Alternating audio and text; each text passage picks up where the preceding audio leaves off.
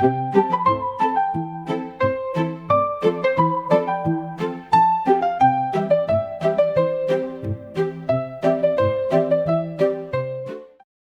back. We have quite the exciting story tonight.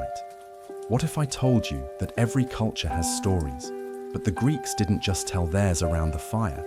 They built temples for them, carved them into stone, and trusted those stories to explain everything: why the sun rose, why love hurt, and why fate never let anyone escape. Tonight, we're opening those stories again, not as dusty old myths, but as living tales, full of love, jealousy, betrayal, and impossible choices. The gods you're about to meet weren't perfect. They argued, they cheated, they fell in love, and they punished anyone who crossed them. In a way, they were just like us, only louder, brighter, and far more dangerous. Before we begin, tell me, where are you listening from tonight? I love seeing how far these ancient stories still travel. Now settle in, get comfortable, because once the first story begins, you'll see why the Greek gods have never been forgotten. Perseus and Medusa. I crouch in the silent darkness of the Gorgon's lair, heart pounding in my chest. The air is thick with the stench of decay, and all around me I sense the presence of those who came before. Warriors now frozen in stone, their final moments of terror captured in cold rock. My fingers tighten around the hilt of my sword. In my left hand, I grip a polished bronze shield, not as protection against a blade or claw, but as a mirror to avert my eyes from the horror before me. Somewhere ahead, I hear the faint, wet hiss of serpents slithering. She is near. A chill runs down my spine, but I cannot allow fear to overtake me. I inch forward, keeping my eyes firmly on the shield's reflection. There, in the bronzed surface, I catch a glimpse of a monstrous silhouette amid the shadows, a womanly form wreathed in writhing snakes instead of hair. Medusa. Even reflected, her image is almost more than I can bear. My breath trembles as I take another step. One misstep, one direct look at her face, and I will join the ranks of lifeless statues littering this cavern. A low, rasping sound echoes off the clammy stone walls. With each step I take, the scattered bones underfoot threaten to betray my presence. With a crunch, I pause, steadying myself. In the shield, I see Medusa's serpentine hair flailing, perhaps sensing a mortal nearby. Her eyes, cursed by a goddess's wrath, could turn any living creature to stone. But she has not seen me yet. She does not know how close I am, how determined. My mouth is dry, but I swallow and creep nearer, silent as the grave. I raise my sword, its blade glinting in the dim light filtering into the cave. The snakes in Medusa's hair begin to writhe more urgently, tasting the air. My own pulse throbs in my ears. I know this is the moment that will decide whether I become a hero or just another petrified corpse at Medusa's feet. Summoning every ounce of courage, I lock my eyes on the shield's reflection of those dreadful glowing eyes, fixed somewhere above me. With a shout erupting from deep in my chest, I swing my sword in a shining arc, aiming for the shadowed neck of the Gorgon. Not long ago, Perseus had never imagined he would be in this deadly predicament. Perseus was a young man living a humble life on the small island of Seriphus. He was brave and loyal, yes, but hardly experienced in battles with monsters. In fact, his journey to this lair began not with the call of glory, but with a cruel trick. The king of Seriphus, Polydectes, had sent Perseus on what was meant to be a suicide mission, to bring back the head of Medusa, the dreaded Gorgon. Polydectes sought this trophy not out of admiration for Perseus's bravery, but to rid himself of the youth. Also, the scheming king could have Perseus's mother, Danae, to himself. Perseus accepted the challenge to protect his mother's honor, even if it meant facing almost certain death, though he tried to steel himself for the quest. Deep down, Perseus knew no ordinary mortal could slay a creature as fearsome as Medusa. She was said to be a winged beast with snakes for hair and a gaze that could turn any man to stone. How could He, a fisherman's adopted son with no army or magic, possibly succeed? It turned out that the gods themselves were watching Perseus, and they took pity on his plight. On the eve of his departure, as Perseus walked alone along the moonlit shore, he received extraordinary help. In a shimmer of pearlescent light, the goddess Athena appeared before him, tall and stern-eyed, and offered a polished bronze shield. "Take this, Perseus," she said, her voice calm and clear. "Use the reflection to look upon Medusa so that you do not meet her eyes directly. Let it be your guide." Almost at once, another figure emerged from the shadows.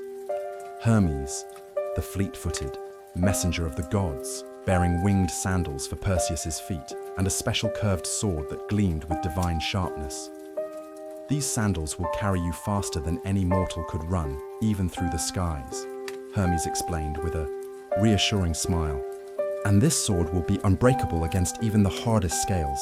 From the darkness, nymphs of the hidden realms also revealed themselves to give Perseus a magical sack called a kibisis to safely contain Medusa's head, and Hades lent his own helmet of invisibility so Perseus might move unseen. Armed with these gifts, Perseus felt a warmth of hope kindle in his chest.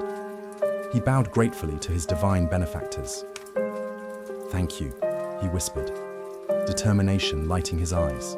He understood that while the gods had given him tools, it was his courage and wit that would see him through the trials ahead. Guided by Athena, Perseus first traveled beyond the edges of the known world to seek the whereabouts of Medusa. The journey itself was perilous and long. He sailed across dark, churning seas and trekked over barren lands under the blistering sun. Eventually, he reached a desolate grey land shrouded in mist, the dwelling of the Grey, ancient hags who were sisters to the Gorgons and guardians of secret knowledge. These three sisters were crones from the dawn of time, with skin like weathered parchment and long, stringy hair. They shared between them a single eye and a single tooth, which they passed from one to another. Perseus approached them cautiously. The Graeae were blind except for when they shared their one eye, but their hearing was keen. "Who comes here?" rasped one sister, sniffing the air. "We smell a mortal." "Young blood," hissed the second, reaching out with clawed fingers. The third cackled, toothless gums smacking together. "No one comes here unless they seek that which is hidden." Swallowing his fear, Perseus stepped closer. Using Hermes' speed, he deftly snatched the shared eye right out of the first sister's bony hand. The Graeae shrieked in outrage and groped around sightlessly. "Thief, return to us our eye," they wailed.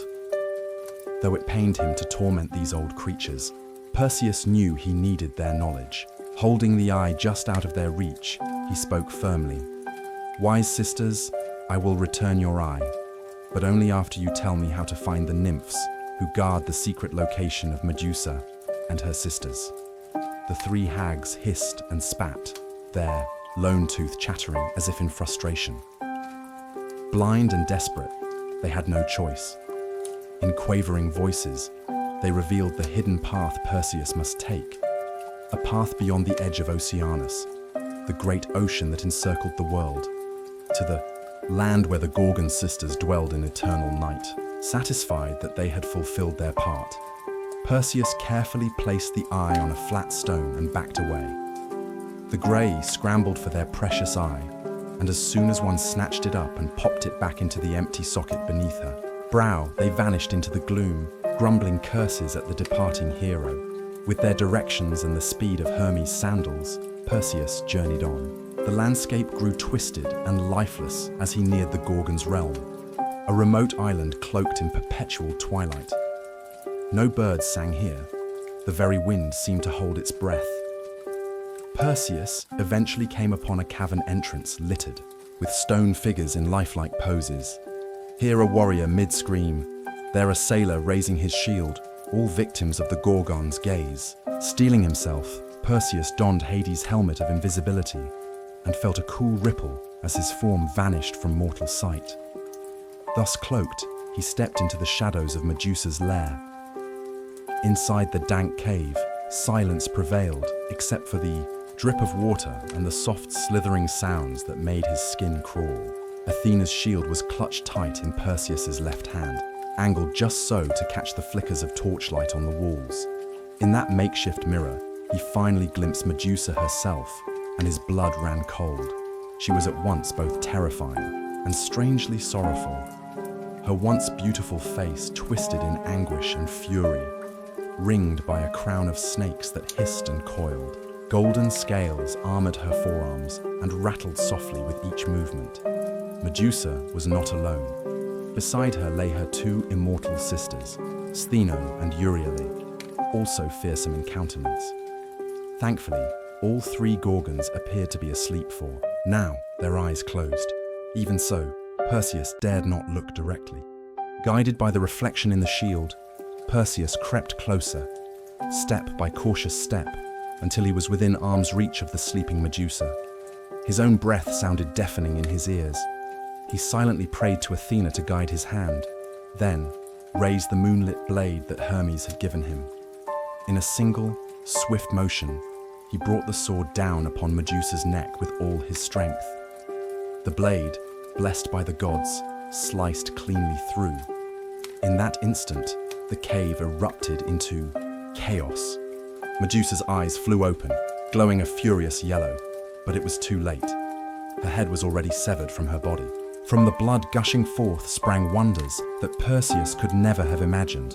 A magnificent winged horse, Pegasus, burst out with a mighty beat of its wings, and a golden-skinned giant named Chrysaor rose up, both children of Medusa born, of an ancient union with Poseidon. These miraculous beings fled the cave in an instant, Pegasus whinnying as it soared into the night sky. Medusa's two sisters woke and howled in rage, their hair snakes snapping in every direction. They could not see Perseus, still invisible under the helmet of Hades, but they could smell the blood of their slain sister and the presence of a mortal man. Blind with wrath, they struck out wildly, talons raking the air. Perseus knew he could not fight these deathless creatures, so he acted quickly. He seized Medusa's severed head, careful not to meet the dead eyes which still held their dreadful power, and thrust it into the enchanted Kibisis sack. Now the immortal Gorgon sisters could sense the intruder's movement. Screeching, they lunged toward the sound of Perseus's footsteps. But Perseus was already running, the winged sandals carrying him faster than any normal man. Invisible and fleet, he darted out of the cavern, just as Stheno's claws swiped the empty air where his neck had been a heartbeat before. The cries of Stheno and Euryale, grieving and enraged, echoed into the starless night as Perseus escaped with his prize. Once safely away from that cursed place, Perseus allowed himself to breathe again. He removed the helmet of invisibility, offering a silent prayer of thanks to Hades for its use. Under the open sky, he stared at the writhing sack in his hand. Even unseen within the bag, Medusa's severed head radiated an eerie power. The snakes attached to it still twisted and twitched. Perseus shuddered, but tied the sack securely to his belt. This ghastly trophy was nonetheless proof of his triumph, something no one else had ever accomplished. The journey home began. Perseus knew Polydectes did not expect him to survive. That thought gave him grim satisfaction as he imagined the tyrant's face upon seeing the Gorgon's head.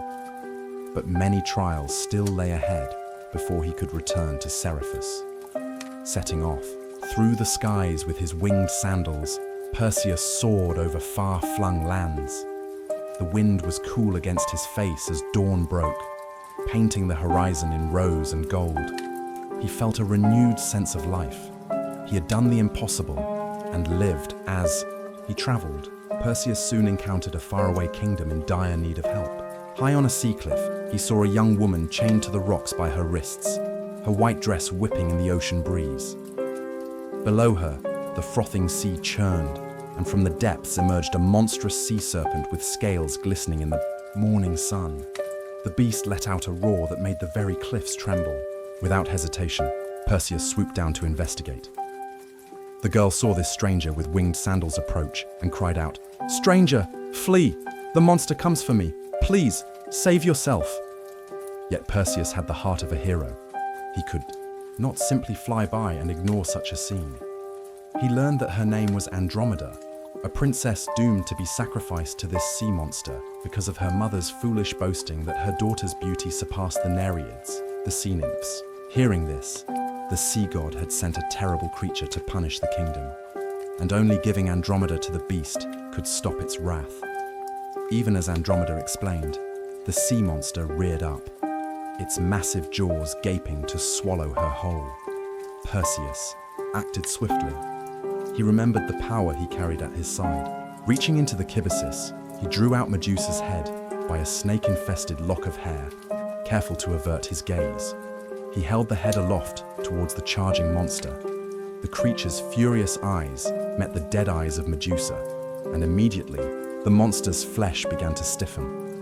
With a final petrifying groan, the great beast turned entirely to stone, a colossal statue half submerged in the crashing waves. Andromeda, who had squeezed her eyes shut, opened them now in astonishment and relief. The monster was defeated, its stone form already beginning to crumble under its own weight. Perseus freed Andromeda from her chains. She nearly fell, weak with shock, but Perseus caught her in his arms and gently set her on her feet. Grateful beyond measure, Andromeda led Perseus to her father, King Cepheus. The king and queen, who had expected to lose their only daughter forever, wept with joy and gratitude at Andromeda's miraculous rescue. That evening, under the soft glow of oil lamps in the palace courtyard, Cepheus insisted on rewarding Perseus. He offered Perseus treasure, lands, anything he wished. But Perseus's heart had been moved by Andromeda's kindness and courage. Over the days that followed, Perseus and Andromeda spent time together, and a tender love blossomed between them. Soon, Perseus asked for Andromeda's hand in marriage. With her parents' blessing, Perseus and Andromeda were wed in a joyful ceremony, the kingdom celebrating not only the end of the sea monster's terror, but the union of the brave hero and their beloved princess. After some time, though his happiness with Andromeda was great, Perseus knew he must return to Seriphus to finish what he had started. He had not forgotten why he ventured on this quest, to protect his mother and fulfill his oath to King Polydectes. Andromeda, understanding his duty, agreed to go with him. Together, they sailed to Seriphus, across calm waters that glittered under the sun. Perseus's mother, Danae, and the kindly fisherman Dictys, who was Danae's protector and Polydectes' own brother, were overjoyed to see Perseus alive, and amazed to see he had brought back not only Medusa's head, but also a wife, the gentle Andromeda. However, the tyrant Polydectes was not pleased at this turn of events. The king had assumed he'd seen the last of Perseus, and in his absence, had been harassing Danae, trying to force her into marriage. When Perseus strode into the king's hall, Polydectes sneered. He didn't believe that Perseus truly carried the Gorgon's head in that simple sack. "You dare return empty-handed?" Polydectes scoffed before the gathered court. His nobles murmured cruel laughter, certain that Perseus had failed. Perseus stood tall, exchanging a knowing glance with his mother, and with Andromeda at his side. "I did not come back empty-handed," he declared in a strong voice. "I have brought you the gift you demanded, the head of Medusa." Polydectes' face twisted with disbelief and scorn. He moved to order Perseus punished for lying, but Perseus was already reaching into the kibyssus. "As you wished, King Polydectes," Perseus said. "Behold your prize." With that, Perseus drew out Medusa's severed head and thrust it forward for the king to see. In that instant, the laughter in the hall died. Polydectes' eyes went wide at the sight of the grotesque head, the serpent still writhing around it. He had only a heartbeat to realize the terrible truth before his flesh went rigid. The wicked king and every one of his courtiers who looked on were transformed at once into grey stone, their expressions of shock and fear etched eternally on their stony faces. Perseus lowered the head and carefully placed it back into its sack. A hush fell over the hall. Only Danae, Andromeda, and a few others who had not gazed directly at the head remained unchanged, blinking in amazement at what had happened. Though Polydectes had gotten what he deserved, Perseus felt a pang of solemnity at the power he had unleashed.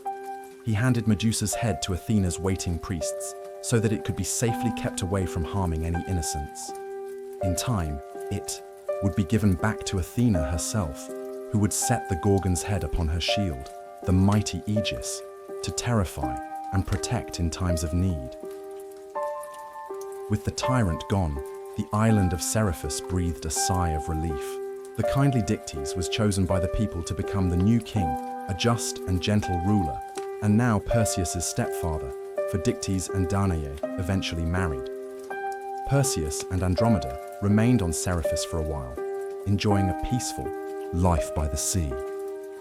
The terrible quest was over, and Perseus had proven himself not only brave and resourceful, but also compassionate and true.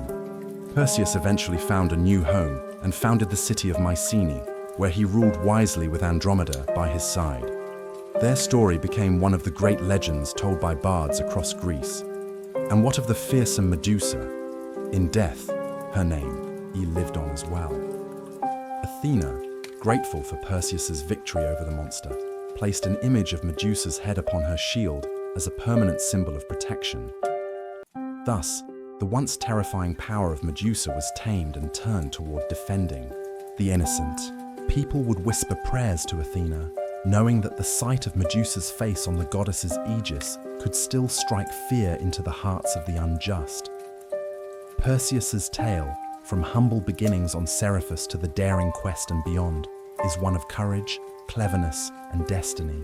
He showed that with help, determination, and heart, even the most daunting challenges, be it outwitting ancient hags, outflying a curse, or facing a nightmare made flesh, can be overcome. His legend lived on to inspire many, a reminder that sometimes the gods favor the bold, and that heroes can rise from the most unlikely of places. If you are still listening, comment stone.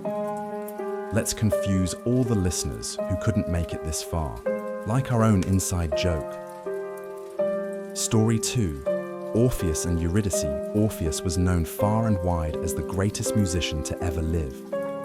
It was said that when he played his lyre, a harp-like instrument gifted to him by Apollo, the very rivers would pause in their course to listen, and wild beasts would lay calmly at his feet, enchanted by the beauty of his melodies. Orpheus lived in Thrace, a region of green hills and forests, and his music brought joy to all who heard it. In those days, Orpheus found love with a young woman named Eurydice, whose grace and beauty were matched only by her kind and gentle heart. Eurydice would often wander in the meadows with her companions, weaving garlands of wildflowers in her hair, while Orpheus played sweet songs under the shade of ancient oaks. In time, Orpheus and Eurydice fell deeply in love, and they married. In a joyful ceremony filled with music and laughter, the forest creatures danced, and the trees themselves seemed to sway along as Orpheus's lyre rang out in celebration of their union. However, their happiness was destined to be tragically brief, but joy can be fragile. Not long after the wedding, on a golden afternoon, Eurydice wandered a little away from her bridal friends in a sun-dappled meadow. She moved lightly through the wildflowers, humming one of Orpheus's cheerful tunes, her fingertips brushing through feathery ferns. As she danced with the nymphs in the field, fate struck. In the deep grass by her sandaled feet, a deadly snake lay coiled. Perhaps it was startled by her step, or perhaps it harbored some dark envy of her bliss. With a sudden hiss, it struck out and bit Eurydice's ankle. She gasped, a cry of pain and surprise escaping her lips as fiery venom coursed through her. Clutching her wound, Eurydice stumbled and fell among the flowers, the vibrant petals surrounding her as her vision dimmed. Orpheus cradled his bride, calling out her name in disbelief, but Eurydice did not stir. The snake's poison worked swiftly. Eurydice's eyes fluttered shut, and her breaths came weakly. By the time Orpheus, who had heard her distant cry, found her lying among the flowers, Eurydice's spirit had already slipped away to the land of the dead. Orpheus sang his grief with his lyre, raising his voice in a lament so full of sorrow that even the gods wept to hear it. In his despair, Orpheus poured all of his pain into his music. He strummed his lyre and sang mournful songs so full of yearning that nymphs and mortals alike wept upon hearing them. His laments echoed over valleys and rivers, and even the gods on their lofty thrones felt the depth of Orpheus's despair. Day after day he mourned, and the world mourned with him. The sky greyed, and the birds fell silent, as if sharing in Orpheus's grief. At last, a daring resolve formed in Orpheus's heart. He decided that he would go to the underworld itself to find Eurydice. No mortal man had ever returned from the land of the dead, but Orpheus's love was so strong that he believed his music might guide the way and soften the hearts of those who dwelled beyond death.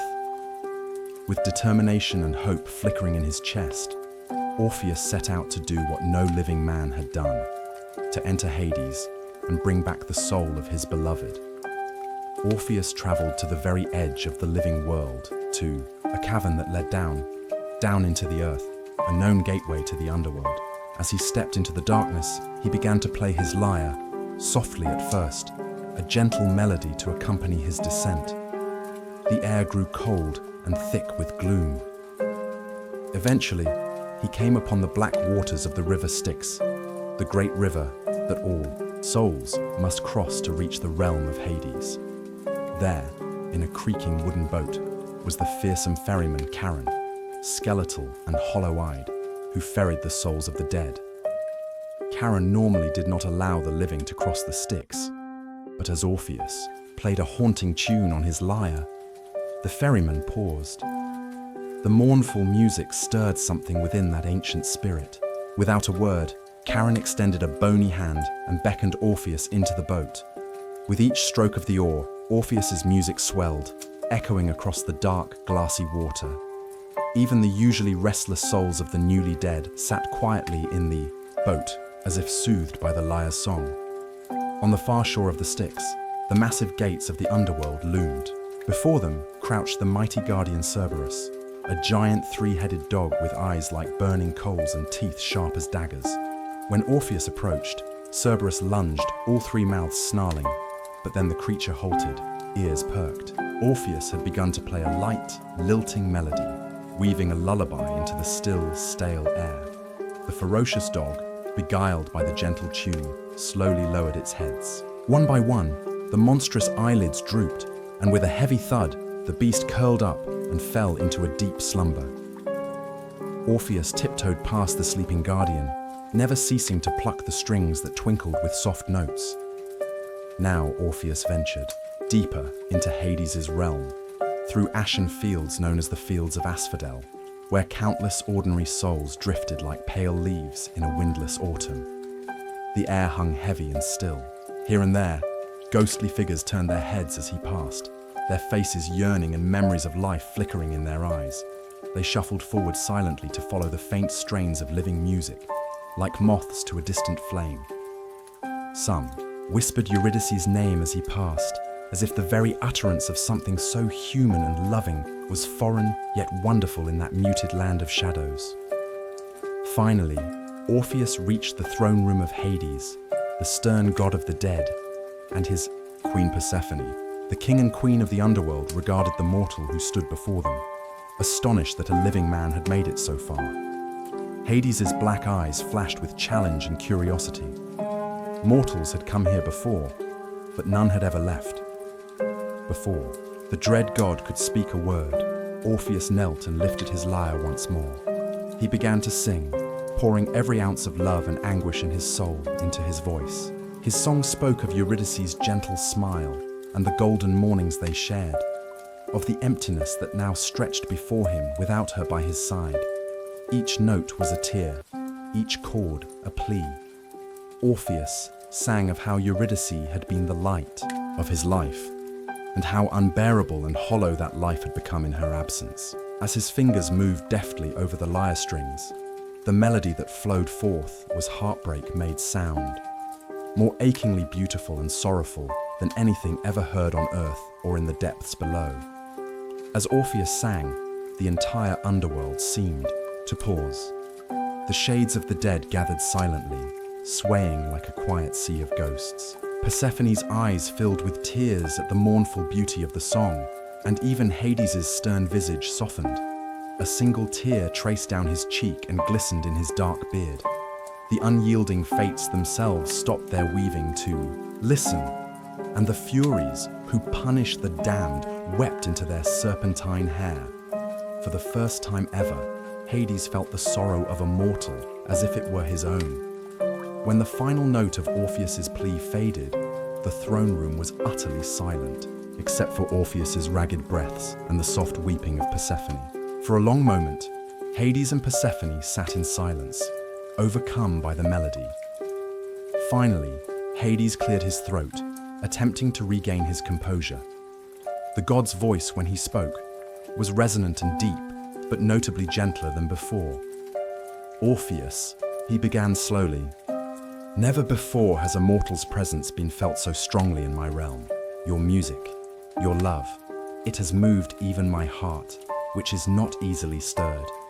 What you seek is without precedent, yet such is the power of your song that I am inclined to grant it." Persephone, still wiping silvery tears from her cheeks, softly placed her hand atop her husband's. "My lord," she said to Hades, her voice pleading, "surely if any love deserves mercy, it is this one. See how true and devoted he is. Let them be reunited, I beg you." Hades listened to his queen's counsel and gave a slow, solemn nod. The god told Orpheus that he could take Eurydice back with him, but under one condition. She would have to walk behind him while they climbed out of the underworld, and he could not turn to look at her until both of them were safely back under the sun. If he tried to see her before they reached the surface, Hades warned, Eurydice would vanish and be lost to him forever. Thinking it a simple task for a patient man like himself, Orpheus was overjoyed. He thanked Hades and Persephone profusely and vowed to keep his gaze fixed forward.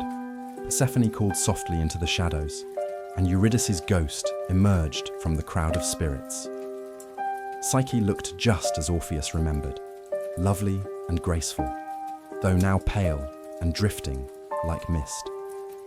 Orpheus longed to rush to her, to hold her, but he remembered the warning. With a heart full of gratitude and love, he turned away and began his journey back to the world of the living, trusting Eurydice to follow behind. Orpheus told himself, just a few more steps. The light of the living world grew brighter ahead. His heart ached to turn and reassure himself, but he forced his eyes forward. As the cavern's entrance neared, golden sunlight spilled onto the stone path. Orpheus stepped out eagerly into the sun, feeling its warm rays on his face for the first time in what felt like ages. In that radiant moment, an awful thought seized him. He still did not hear Eurydice's footfall behind him. The silence was absolute. The sudden panic was too great. Doubt overwhelmed his remaining resolve. What if she's not there? What if the gods deceived me and I am truly alone? Fear clutched at Orpheus's heart. Before he could stop himself, he whirled around, desperate to know the truth. His eyes searched frantically in the gloom of the tunnel, and there she was, Eurydice, just a few paces behind him, one foot still in the shadows of the cavern's mouth. A 19th century painting of Orpheus turning back to look at Eurydice, moments before she fades back into the underworld. Their eyes met for a single heartbeat. Eurydice stood in the dim cave, her form faint and ethereal. She gave Orpheus a tender, sad smile, a silent farewell. At that very moment, before Orpheus could even open his mouth, Eurydice began to fade like morning mist under the rising sun.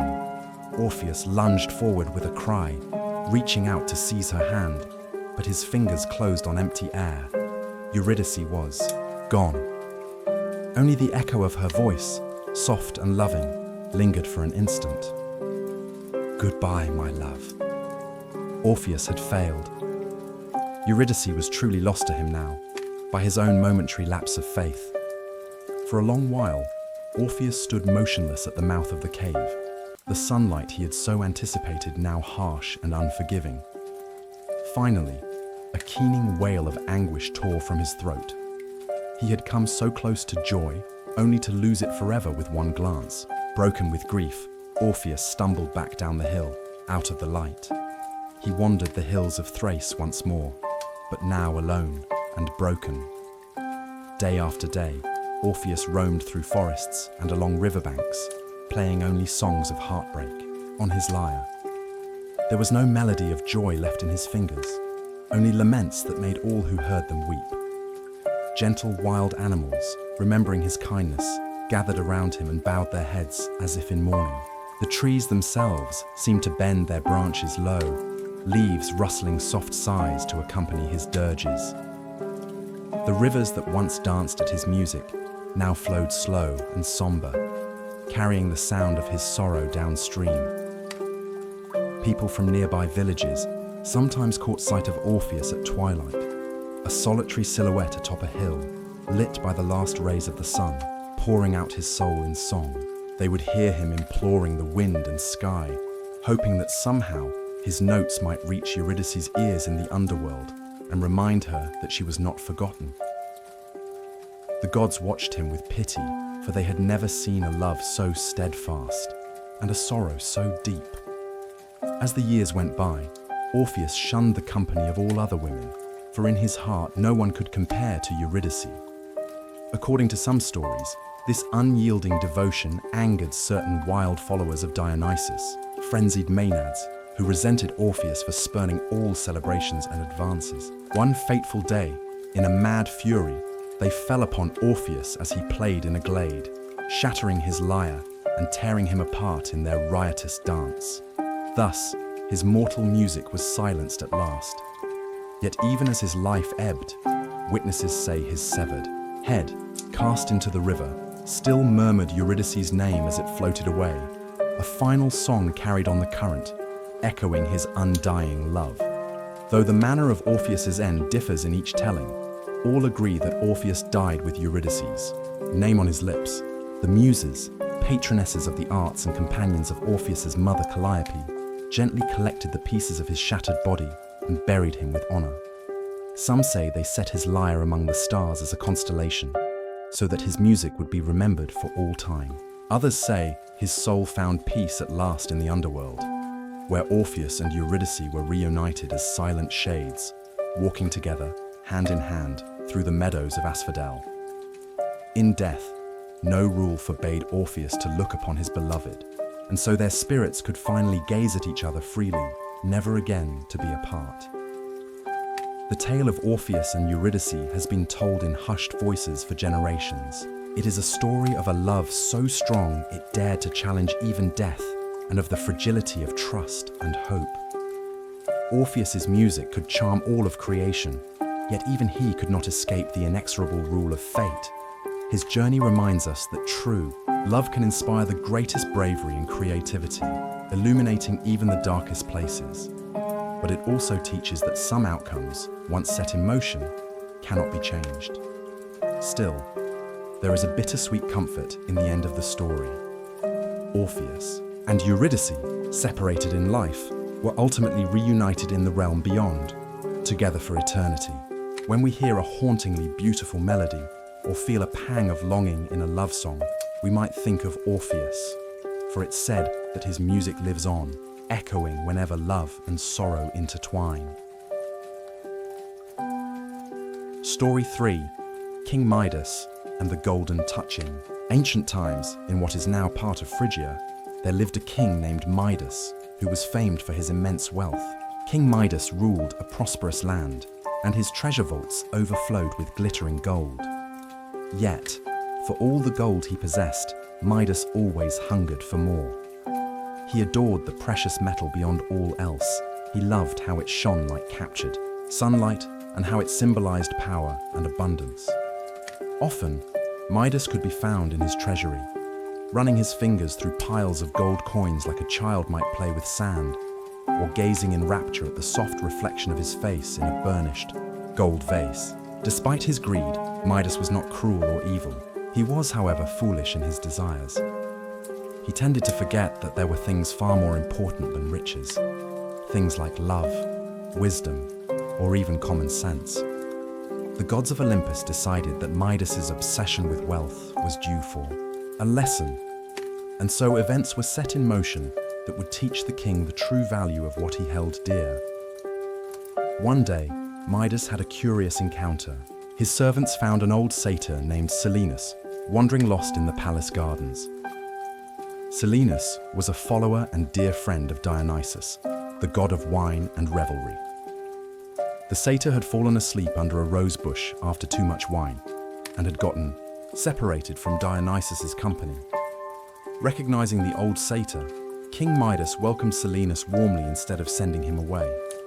For 10 days, Midas hosted Silenus in his palace, offering him food, wine, and entertainment.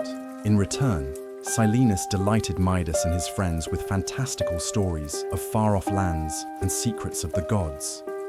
Midas loved these stories almost as much as he loved his gold, and he treated the satyr with the utmost respect and hospitality. On the 11th day, Midas personally guided the wobbly, cheerful Silenus back to the outskirts of the kingdom, where Dionysus and his retinue were searching for their lost friend. When the god Dionysus saw that Midas had cared for Silenus with such kindness instead of exploiting or harming him, Dionysus was pleased. In gratitude, the joyous wine god offered King Midas a reward. Standing amidst Midas's vineyards, grape vines curling around his leopard-drawn chariot, Dionysus declared, "You have been kind to my old friend. Ask me any favor, King Midas, and I shall grant it." Midas's eyes lit up with excitement. Here was a chance to make his greatest dream come true. Without pausing to think, he blurted out, "O Dionysus, grant that everything I touch turns to gold." The words left his mouth almost of their own accord. Dionysus raised an eyebrow, for he had expected a different sort of request, perhaps a long life or more land, but he had promised, "As you wish," the god said, though a note of caution crept into his voice. "From sunrise tomorrow, the golden touch shall be yours." That night, Midas could hardly sleep, giddy with anticipation. He awoke at the first light of dawn to test if the god's promise had been real or only a wonderful dream. Trembling with excitement, Midas reached out to touch the simple wooden table beside his bed.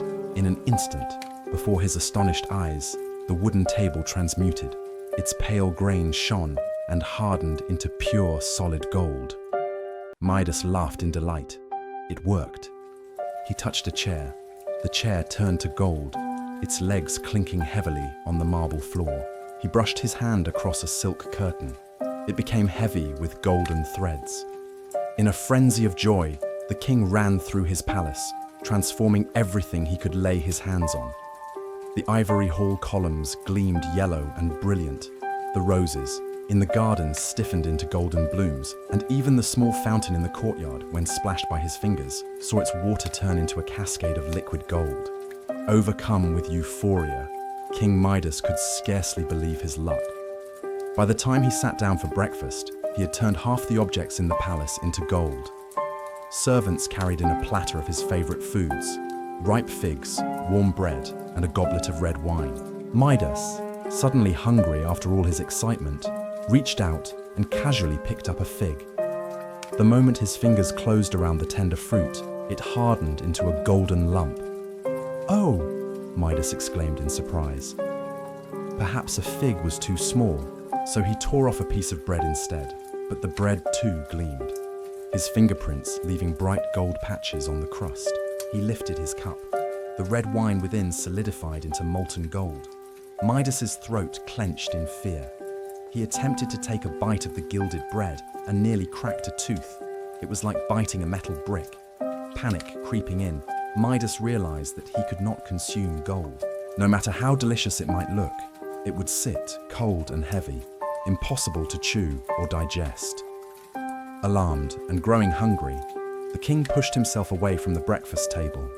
By now, his servants and his beloved young daughter had heard of the miraculous new power their king possessed. Princess Marigold, a bright, curly-haired girl with a laugh like sunshine, came running to her father's side, eager to greet him. She was holding a fresh white rose. "Father! Father!" Marigold cried. "Look! The rose I picked for you has turned as yellow as the sun." Indeed, when Marigold had plucked the rose, it had instantly turned to gold in her hand. She giggled, delighted at the magic, but the king saw the worry in his daughter's eyes as well. Midas reached out to comfort her. "Marigold, my dear," he began, intending to reassure her that everything was fine, but he had forgotten the danger of his touch. As Midas's fingers brushed his daughter's arm, her laughing smile froze. Marigold's warm, rosy skin glazed over into a dull, metallic hue. In the blink of an eye, the little girl was transformed into a lifeless golden statue, as detailed and beautiful as any master sculptor's work. An illustration of King Midas horrified as his touch turns his daughter into a golden statue. One small arm was outstretched toward her father in trust. Now it was cold, unyielding metal. Her wide eyes, which once sparkled with joy and love, were now lifeless golden orbs. For a heartbeat, King Midas could not comprehend what he had done. He stood in absolute horror, staring at his daughter's golden form. "Marigold," he whispered, shakily. There was no response, no soft laughter, no movement, just the gleam of morning light on sculpted gold. A dreadful wail tore from Midas's throat as the truth set in. In his greed, he had inadvertently sacrificed the person he loved, more than all the treasure in the world. The king threw himself at the foot of the golden statue, wrapping his arms around the stiff metal of his daughter's knees. "What have I done?" he cried. The golden touch had become a curse beyond his worst nightmares. All around, the palace, that Midas once found splendid, now felt like a tomb. The gold pillars and gold furnishings seemed to mock him as he knelt there, sobbing. His servants looked on, heartbroken and frightened, but they dared not touch the king to console him. After all, even a comforting hand on his shoulder would turn to solid gold. In despair, Midas remembered that it was Dionysus who granted this gift. Summoning what strength he had left, the king sprang up and rushed out of the palace, nearly tripping over golden garden tools and gold pebbles on the path that he himself had created in his frenzy. He headed straight for the edge of the vineyards where he had last seen Dionysus. "Dionysus!" Midas shouted, tears streaming down his face. "Hear me, god of joy. Please, take this curse from me." The vineyards at first rustled only with the breeze. Midas fell to his knees among the vines heavy with grapes that he dared not touch. "I was wrong to ask for such a gift," he cried out. "I did not understand the consequences. I have turned my own child to gold. I beg you, undo this, and I will give up all the gold in the world." At that moment, as Midas wept, the air grew sweet and still. Dionysus emerged from between two vine rows, his expression solemn. The god had suspected that Midas's wish would end poorly, and indeed here was the king, humbled and broken. Dionysus approached and gently spoke. "King Midas, you have learned that what you thought was a great blessing was truly a curse. Gold may be precious, but it cannot feed a hungry stomach, nor comfort a heart, and it certainly cannot replace the warmth of human life." Midas bowed his head low, acknowledging his tragic folly. "Please," he said hoarsely, "tell me how I can fix this. I will do anything." Dionysus took pity on the grieving father. He instructed Midas to travel far to the source of the river Pactolus that flowed through his kingdom. "There," Dionysus said, "plunge your body and hands into the spring where the waters emerge. Wash away your sin, and this gift I granted, the power of the golden touch, will be carried by the waters and depart from you." Without a moment's delay, Midas set off. He ran himself ragged over hills and valleys, until he reached the origin of the Pactolus, where clear water gushed from rocks into a stream. The desperate king waded into the flowing spring and submerged his tingling hands as Dionysus had instructed. Instantly, swirling clouds of gold seemed to stream from his fingers, dispersing into the water like bright pollen. Midas watched, astonished as the curse left his body. The very power that had turned everything to gold now washed off like gold dust. The river's sandbanks glittered with new particles of gold, carried by the miraculous waters, and it was said that ever after, the sands of the Pactolus shone with gold. Once Midas felt the strange tingling leave his fingertips, he filled a jug with the sacred water and hurried back home. With each frantic step, he prayed that Dionysus's cure would not come too late. Bursting into the garden, Midas rushed to the statue of his dear Marigold and poured the sparkling water over her golden form. As the enchanted water cascaded down, the statue, the rigid metal, began to soften and warm.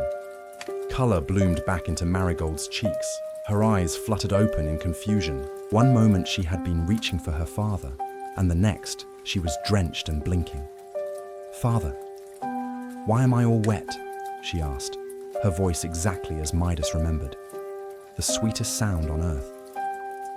With a cry of indescribable relief, Midas scooped up his daughter, careful not to wet her further with any lingering magic on his hands. Real flesh met his embrace. She was alive and safe. Midas wept anew, this time with joy, holding Marigold close and vowing never to harm her or anyone he loved for the sake of wealth. King Midas had learned a powerful lesson. The allure of gold now paled in comparison to the simple joys of life. The laughter of his child, the taste of bread and fruit, the feel of cool water and warm sunshine. True to his word, Midas forsook his obsession with treasure. He returned all the golden objects he had transformed back to their natural state. In fact, many he could not change back, and those he donated to temples or to his people, no longer wanting them in his home. No longer would he spend his days counting coins in a vault. Instead, Midas often walked in his gardens with Marigold, marveling at the vibrant colors of the flowers and the soft green of the grass, cherishing those things he once took for granted. However, the tale of King Midas does not end there. In the years that followed, Midas became a much wiser man, but traces of his old flaws remained. He had learned not to be greedy, but perhaps humility was another lesson he needed. Having given up wealth and splendor, Midas found solace in the simple life of the countryside. He became a devout follower of Pan, the rustic god of fields and satyrs who played the panpipes. The king spent his days in the wild woods, listening to Pan's playful melodies that mimicked the wind in the reeds and the babbling of brooks. Midas's heart, once so enamored of material riches, now swelled with happiness at the sound of a shepherd's flute or the sight of the golden afternoon sun on the hills, a golden hue that, thankfully, did not turn anything to metal. One bright spring, King Midas had the chance to witness a musical contest that would become the stuff of legend. Pan, bold and proud of his earthy music, dared to claim that his own melodies on the panpipes were more pleasing than those of Apollo, the god of music, as well as sunlight and prophecy. Now, Apollo's music, played on his divine lyre, was known to enchant all creation, from the gods themselves to the rocks and trees. Pan's challenge was shocking, but Apollo agreed to a competition to settle the matter. They chose Tmolus, the mountain god, to be the judge. King Midas, being an ardent fan of Pan, was invited to watch alongside a few others. High on a hillside clearing, the contest began. Pan played first. He blew into his reed pipes, and a jaunty tune filled the air. It was lively, rustic, full of the essence of cave and forest. The melody brought smiles and foot-tapping. It spoke of carefree days under open skies. Midas swayed, nodding his head appreciatively. He could hear the wood nymphs giggling with delight and the birds chirping along. When Pan finished, Midas clapped enthusiastically. In his heart, he believed no music could ever be more delightful. Then Apollo rose, crowned with laurel leaves and radiating golden light. He lifted his lyre, and from the moment his fingers touched the strings, a sound of unearthly beauty poured forth. Apollo's music was perfection. It rang clear and pure as sunlight itself, each note flowing like liquid gold, a kind that did no harm, into the listener's ears. It was said later that even the wildflowers turned their blooms to face Apollo, and the streams paused in their courses to listen. The melody carried the warmth of summer, the brightness of daybreak, and the gentle comfort of dusk all at once. By the end of Apollo's performance, the entire forest was hushed in awe. Timolus, the judge, immediately bowed to Apollo and awarded him the victory. There was no doubt that the god of music had won. All present agreed with the judgment, all except King Midas. Foolishly loyal to Pan and perhaps a bit blinded by stubbornness, Midas alone dissented. He stood up, clearing his throat, and dared to speak. I prefer Pan's music." A shocked silence fell. Apollo himself turned a cool, piercing gaze on Midas. The sun god's face remained composed, but his eyes burned with contempt at the mortal who insulted his art. "O King Midas," Apollo said slowly, "I had heard you had an ass's wit. Now I see you must indeed have the ears of an ass as well, since you cannot tell divine music from a satyr's tune." In that instant, Apollo's words became literal reality.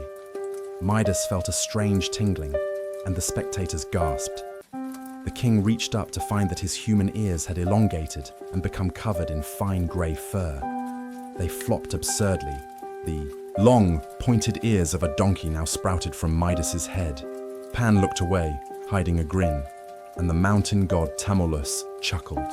Apollo's punishment for Midas's foolishness was swift and unforgettable. Humiliated, Midas clapped his hands over his new donkey ears. "Let this be a lesson," Apollo said with a thin smile, as Midas bowed repeatedly in apology. "An unwise tongue deserves unseemly ears." Mortified and desperate to hide his new deformity, King Midas wrapped his head in a large turban whenever he appeared in public from that day on. Only his closest servants knew the secret, among them his personal barber, who had to trim the king's hair around the awkward ears. Midas swore him to silence under threat of severe punishment. The barber struggled to keep the secret. It bubbled inside him, itching to be told. Finally, unable to bear the burden, the barber snuck out to a lonely field, dug a small hole in the ground and whispered into it, "King Midas has the ears of an ass." Relieved to have let out the secret safely to the earth, he covered the hole back up and went home, thinking the secret buried. But secrets have a way of making themselves known. Months later, a patch of reeds grew over that very spot. When the wind blew through the reeds, they seemed to whisper softly the words the barber had buried. "King Midas has donkey's ears. King Midas has donkey's ears." Soon, travelers passing by heard the murmuring reeds, and the rumor of Midas's ears spread. Though embarrassed, Midas found that when his people learned of his condition, they did not ridicule him, at least, not openly. Rather, they took it as a reminder that their king was fallible and human like everyone else. In time, King Midas accepted even this humiliation with a rueful laugh. The donkey ears eventually were lifted by Apollo, perhaps when Midas showed he had learned not to let pride cloud his judgment, and the king was restored to normal, but he remained forever changed by the lessons he had learned. Never again did he yearn for gold above all else, nor did he presume to challenge the wisdom of the gods. Midas ruled his kingdom with greater kindness and humility thereafter, and was beloved by his subjects for it. The story of King Midas reminds us to be careful what we wish for, as the things we desire most might ruin what is truly precious. Greed and foolish pride brought Midas nothing but sorrow. Yet, in the end, Midas was fortunate enough to have a second chance. He learned that riches mean nothing if they cost you love and life, and that humility and wisdom are worth more than any shiny gold. To this day, when we speak of the Midas touch, we remember not only the magic that turned things to gold, but also the cautionary tale of a man who almost lost everything in search of gleaming wealth, only to discover that the real treasures in life have no price at all. Story 4. Eros and Psyche. There once lived a king and queen who had 3 daughters, each princess fair in her own right. But the youngest, named Psyche, was a maiden of such astounding beauty that people came from far and wide to marvel at her. Her eyes shone gentle and bright, her hair flowed like a dark river, and her smile could warm the coldest heart. So enchanting was Psyche's beauty that rumor began to spread across the land. Some dared to whisper that she was the second coming of Aphrodite, the goddess of love and beauty herself. As word of Psyche's radiance traveled, more and more mortals neglected the temples of Aphrodite. They would instead sneak glances at Psyche, offer her flowers in the streets, and proclaim that this mortal girl was more lovely than any statue of the goddess. Men journeyed to Psyche's homeland just to catch a glimpse of her standing on the palace balcony. They compared her to Aphrodite so often that, eventually, these bold praises reached Aphrodite's own ears.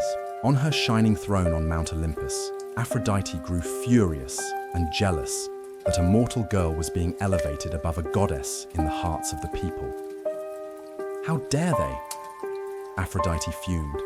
In her envy, the goddess devised a plan to punish Psyche and remind mortals whom they should worship. She summoned her son, Eros, whom the Romans call Cupid, the god of desire, a playful yet powerful youth with golden wings and a quiver of enchanted arrows that could make any heart fall in love. Aphrodite pointed down toward the earthly realm and commanded, "My son, I want you to use your arrows to curse that girl. Make Psyche fall madly in love with the most vile, wretched creature you can find, a punishment for daring to rival me in beauty." Obedient in appearance but curious, Eros flew down to Psyche's chamber one night to carry out his mother's bidding. By the moonlight that draped the room, he saw the sleeping princess for the first time. As he hovered over Psyche's bed, Eros was taken aback. The rumors had not lied. Psyche's face in slumber was serene and heart-rendingly lovely. For, perhaps the first time in his eternal life, Eros felt his own heart skip a beat. He leaned closer, raising one of his gold-tipped arrows above her to pierce her with a doomed love for a monster. But in that moment, Psyche stirred in her sleep and opened her eyes. Startled, Eros jerked back and pricked himself on his own arrow's tip. A sharp pang of love struck the god like lightning. Eros's cheeks flushed. He had accidentally inflicted upon himself the very magic intended for Psyche. Overcome with sudden adoration, Eros realized he could not harm this girl. In fact, he vowed then and there that he would make Psyche his own. So, without a word, he fled the room, leaving Psyche unscathed, but now destined to be at the center of a divine intrigue. Meanwhile, Psyche's great beauty did not bring her the happiness one might expect. Ironically, though crowds admired her from afar, no suitor came to ask for her hand in marriage. Men were too intimidated, or perhaps content to simply worship her as a vision, rather than seek her as a wife. Psyche's 2 elder sisters, less, famed for their looks, but kind and sensible women, both married princes from neighboring kingdoms. They left for their husbands' lands, while Psyche remained at home, lonely and perplexed. Her father, the king, worried for his youngest daughter. Why would no man marry Psyche, despite her celebrated beauty? Desperate for answers, the king consulted the ancient oracle of Apollo at Delphi. He prayed for a prophecy regarding Psyche's fate. Apollo's oracle, guided perhaps by a message from Eros or Aphrodite, for even the gods can influence each other's prophecies, gave a most terrifying reply. The princess Psyche was not destined to wed any mortal man. Instead, she would marry a fearsome creature, described as a winged serpent-like monster, savage and fierce as a god, that dwelled high on a mountain. This monster would be her husband. The king returned home, pale and grief-stricken, bearing this dire prophecy. He could not fathom disobeying the god's decree, yet how could he deliver his beloved daughter to such a fate? Psyche, upon hearing the oracle's words, bravely accepted her destiny. Perhaps this is the mysterious reason no mortal will Have me, she thought. If it is the will of the gods, so be it. With heavy hearts, the royal family prepared Psyche for what they believed would be her doom. Dressed in funeral attire instead of a bridal gown, Psyche was led in procession to the peak of a rocky hill, as if to her wedding and her burial all at once. By torchlight, her parents and remaining subjects escorted her, weeping, and left her on the lonely summit as the oracle had commanded. There Psyche stood, trembling in the night breeze, waiting for the horrible monster groom to claim her. She felt fear, yes, but also a strange calm, accepting that her sacrifice might appease Aphrodite's anger toward her. As midnight approached, Psyche felt a gentle, warm wind encircle her. It was the Zephyr, the west wind. Invisible to her eyes, Zephyr had been sent by Eros to carry Psyche away. The soft wind lifted the maiden from the craggy peak, and Psyche gasped as her feet left the ground. But instead of flinging her to the skies, the breeze cradled her like loving hands. The rocky hillside receded below as Zephyr transported her far, far away, over forests and valleys, sleeping under the silver moonlight. Psyche relaxed into the wind's embrace, a drowsiness overcoming her as though she were being rocked to sleep. When Psyche awoke, she found herself lying in a grassy meadow of incredible beauty. The sun was just rising, painting the sky in rose and gold. Wildflowers nodded around her, and nearby she heard the babble of a crystal-clear stream. For a moment, Psyche wondered if she had died, and this was the Elysian fields of the blessed dead. But as she stood, very much alive, she realized this place was something else entirely. Enchanted. In the distance, half shrouded by cypress trees, stood a magnificent palace. Its golden columns glinted in the morning light, and its walls seemed to be made of silver and smooth ivory.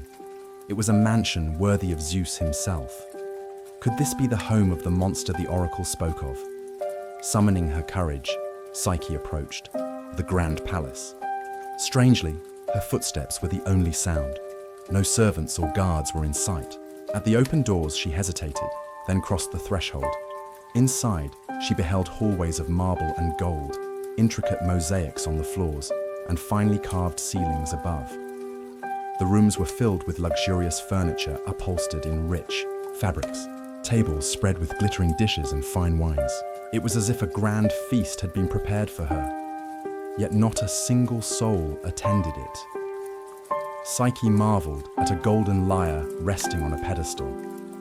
It began to strum a soft melody of its own accord, as if welcoming her. Disembodied voices, polite and warm, greeted her. "All this is yours, princess.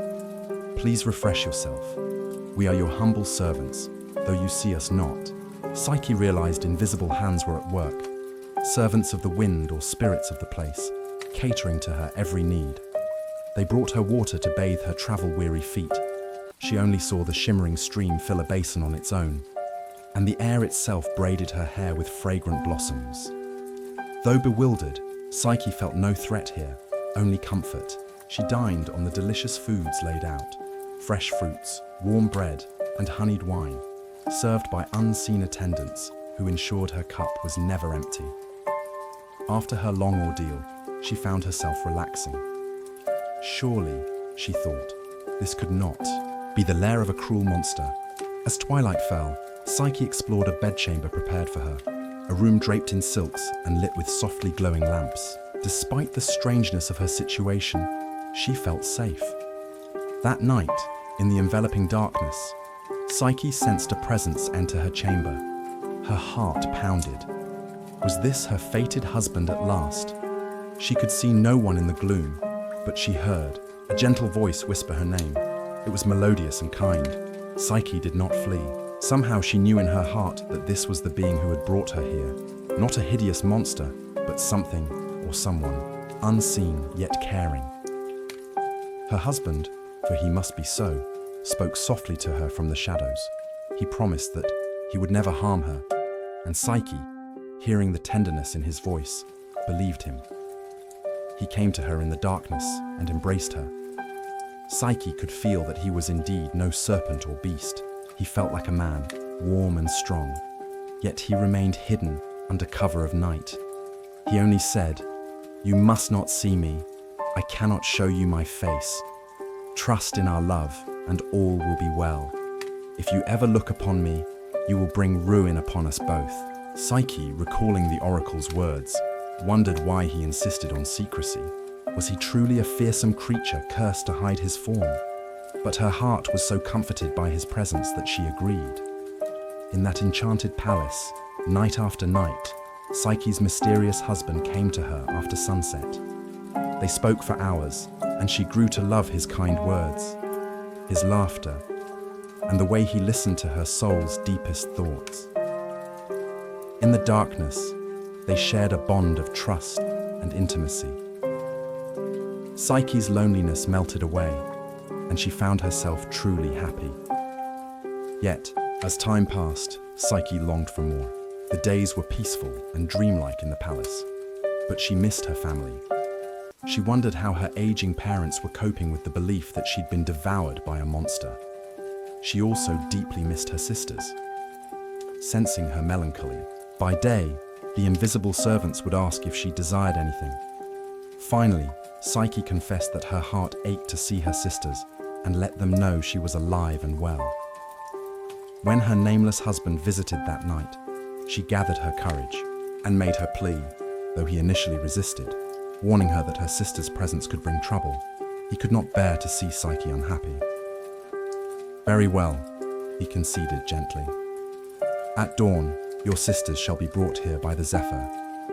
But, my love, I beg you, do not let them persuade you to do anything that would endanger our happiness." The next morning, Psyche's two elder sisters awoke to find themselves mysteriously lifted by a warm wind from their homes and carried to the valley of Psyche's hidden palace. You can imagine their astonishment when Psyche came running out to greet them, alive and radiant, instead of dead by monsters' jaws. There was a joyful reunion, tears, laughter, and many questions. Psyche led them into her splendid home, where invisible servants served a lavish banquet. The sisters could scarcely contain their amazement, and perhaps a touch of envy, at the opulence surrounding them and their lost sister's obvious wealth. They peppered Psyche with questions. Who is your husband? What does he look like? How did you come to be mistress of this marvelous place? Psyche answered what she could, but many answers she did not have. She told them that her husband was a handsome youth who spent days hunting and only returned at night. She admitted that oddly, she had never seen his face because he insisted on remaining in darkness. Hearing this, the older sisters exchanged worried glances. Suddenly, seeds of doubt sprouted in their minds. Could it be, they thought, that Psyche's husband truly was the monster foretold by the oracle, perhaps some hideous serpent or dire god, concealing itself until the right moment? The lavish setting now struck them not as proof of a benign mate, but as a possible trap meant to lull Psyche into complacency. After all, why else would a loving husband hide his identity? The thought was frightening. Out of both concern and a flicker of jealousy that their sister had such fortune, the sisters decided they must warn Psyche. As the day waned, the eldest took Psyche's hands and said earnestly, "Sweet sister, this is all so wonderful, but we fear you may be in danger. You have never seen your husband by daylight. How can you be sure he isn't a terrible creature? What if he's fattening you up with luxury only to devour you one day? The oracle predicted a monster husband. What if it's true?" Psyche's heart pounded at her sister's words. She had never truly allowed herself to wonder why her husband insisted on hiding. Could there be something monstrous about him? But then she remembered his gentle voice, his loving touch. Still, the doubt began to gnaw at her. Seeing her uncertainty, the second sister added, "We do not want to frighten you, but we love you and don't want any harm to come to you. You must be careful. If you truly have nothing to fear, then looking at him will do no harm. But if he is a beast, wouldn't you rather know and save yourself?" They urged Psyche to take a small oil lamp and a knife and hide them in her bedside table. "When he is asleep," they whispered, Light the lamp and see for yourself who or what he is. If he is a foul creature, do not hesitate to use the knife." At first, Psyche resisted. She remembered her husband's warning and her own promise. But her sister's suspicions resonated with the small doubts buried in her own mind. Finally, with her sisters embracing her and crying that they only wanted her safe, Psyche agreed to the plan. The sisters departed, anxious but hopeful they had saved their beloved youngest from a possible nightmare. That night, Psyche's husband arrived as usual, slipping into their chamber unseen. Psyche's heart raced.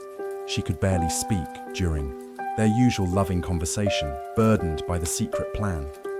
Her husband sensed something was amiss. He stroked her hair and asked, "My love, you seem troubled. Are your sister's visits not a comfort?" Psyche mustered a smile and said it was just lingering sadness from their departure. When finally her husband fell asleep, Psyche lay beside him, listening to his steady breathing. The whole palace was silent. Even the invisible servants had retired. With trembling hands, Psyche quietly rose and retrieved the oil lamp and flint from their hiding place. Her hands shook so much it took several attempts to spark the flame. At last, the lamp's wick caught, casting a gentle glow. Psyche turned, shielding the light with one hand, and held it over the bed. There, illuminated in the warm lamplight, lay not a monster at all, but the most breathtakingly handsome young man Psyche had ever seen. Eros, the god of love, slept peacefully on her pillow. His tawny curls tousled, and on his back unfolded a pair of soft white wings. Psyche gasped, half in relief, half in awe. How foolish she felt for ever doubting. This divine being was her secret husband. In that moment, Psyche understood everything. This must be Aphrodite's son, and he had kept his identity hidden, likely because of the wrath of his mother or some divine rule. As she leaned closer to admire him, her hand accidentally tilted. A single drop of hot oil spilled from the lamp onto Eros's bare shoulder. He awoke with a sharp cry, his eyes flying open to meet Psyche's horrified gaze, the lamp in her hand giving her away. Betrayal and sorrow twisted Eros's face. He immediately sprang from the bed, wings emerging fully in agitation. Psyche reached out, desperate. "No, please, let me explain." But Eros shook his head, pain in his golden eyes. "Oh, Psyche," he murmured, "what have you done? I trusted you. I saved you from that horrible fate, and I only asked one thing of you, and you could not trust me in return." Psyche dropped the lamp, tears streaming down her cheeks. She fell to her knees, trying to grab his hand, but Eros stepped back. "Love cannot live where there is no trust," he said sadly. With a powerful beat of his wings, Eros rose into the air. Psyche's fingers grasped only empty space as he darted upward, pausing only to look at her one last time. "Farewell, Psyche," he said, voice breaking. "I truly loved you." And then he was gone, vanishing into the night sky like a shooting star. As soon as Eros departed, the enchanted palace began to change. The walls dimmed and cracks formed. The magic was unraveling. Psyche ran out into the courtyard, just in time to see the magnificent palace walls flicker and disappear like mist. She found herself alone in open wilderness. The gods' beautiful illusion had been shattered by her act of mistrust. Psyche could barely breathe from the agony of losing her love. She realized now that her sisters, in their attempt to help, had sowed disaster instead, and she knew it was her own doubt that ultimately caused this tragedy. Psyche was determined to find Eros and earn his forgiveness if she could. Thus began Psyche's arduous journey. She roamed for days on foot, leaving the valley and wandering from temple to temple, seeking guidance.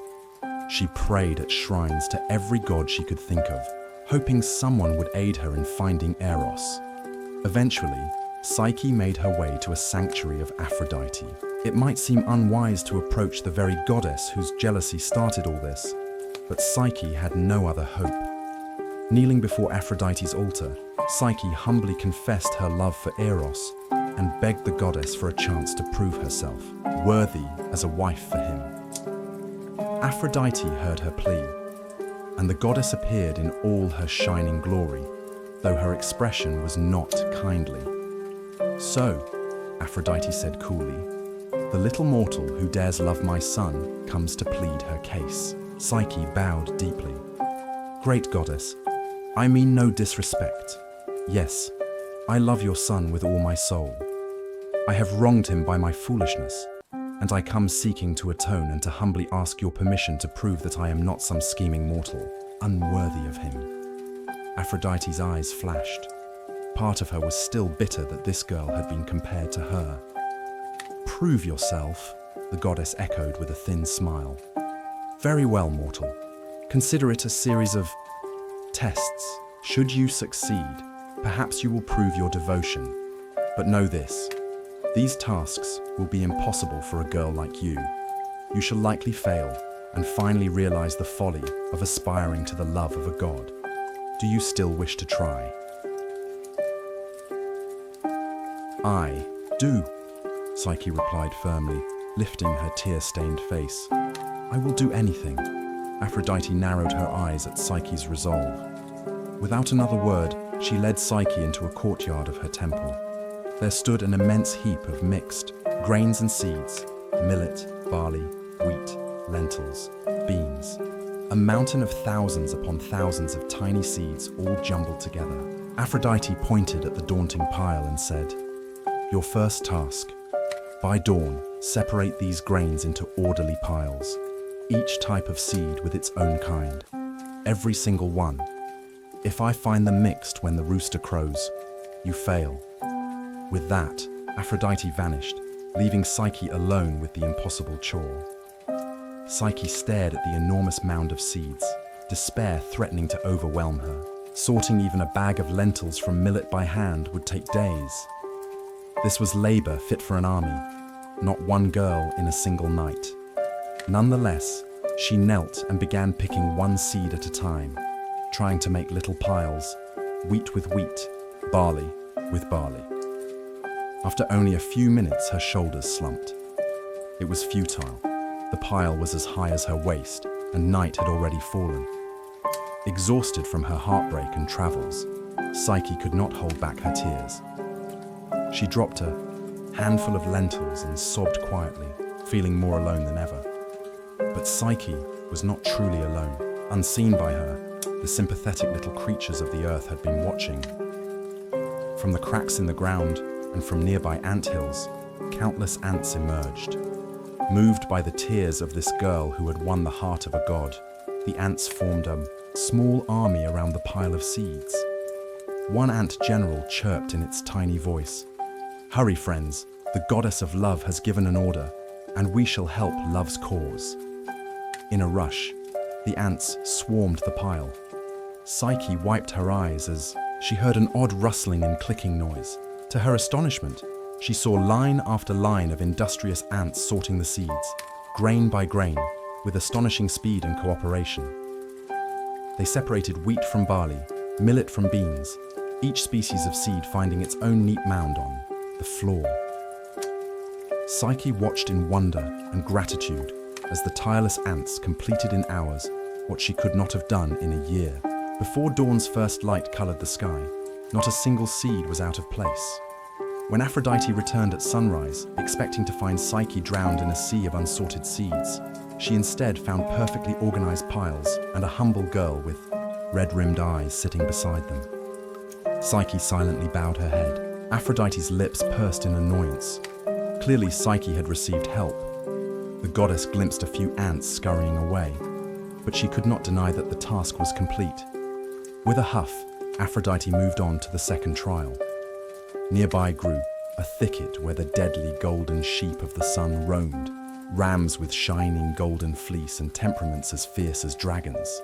Their sharp horns and teeth could tear a man apart. Aphrodite pointed to the woods where the rams graze.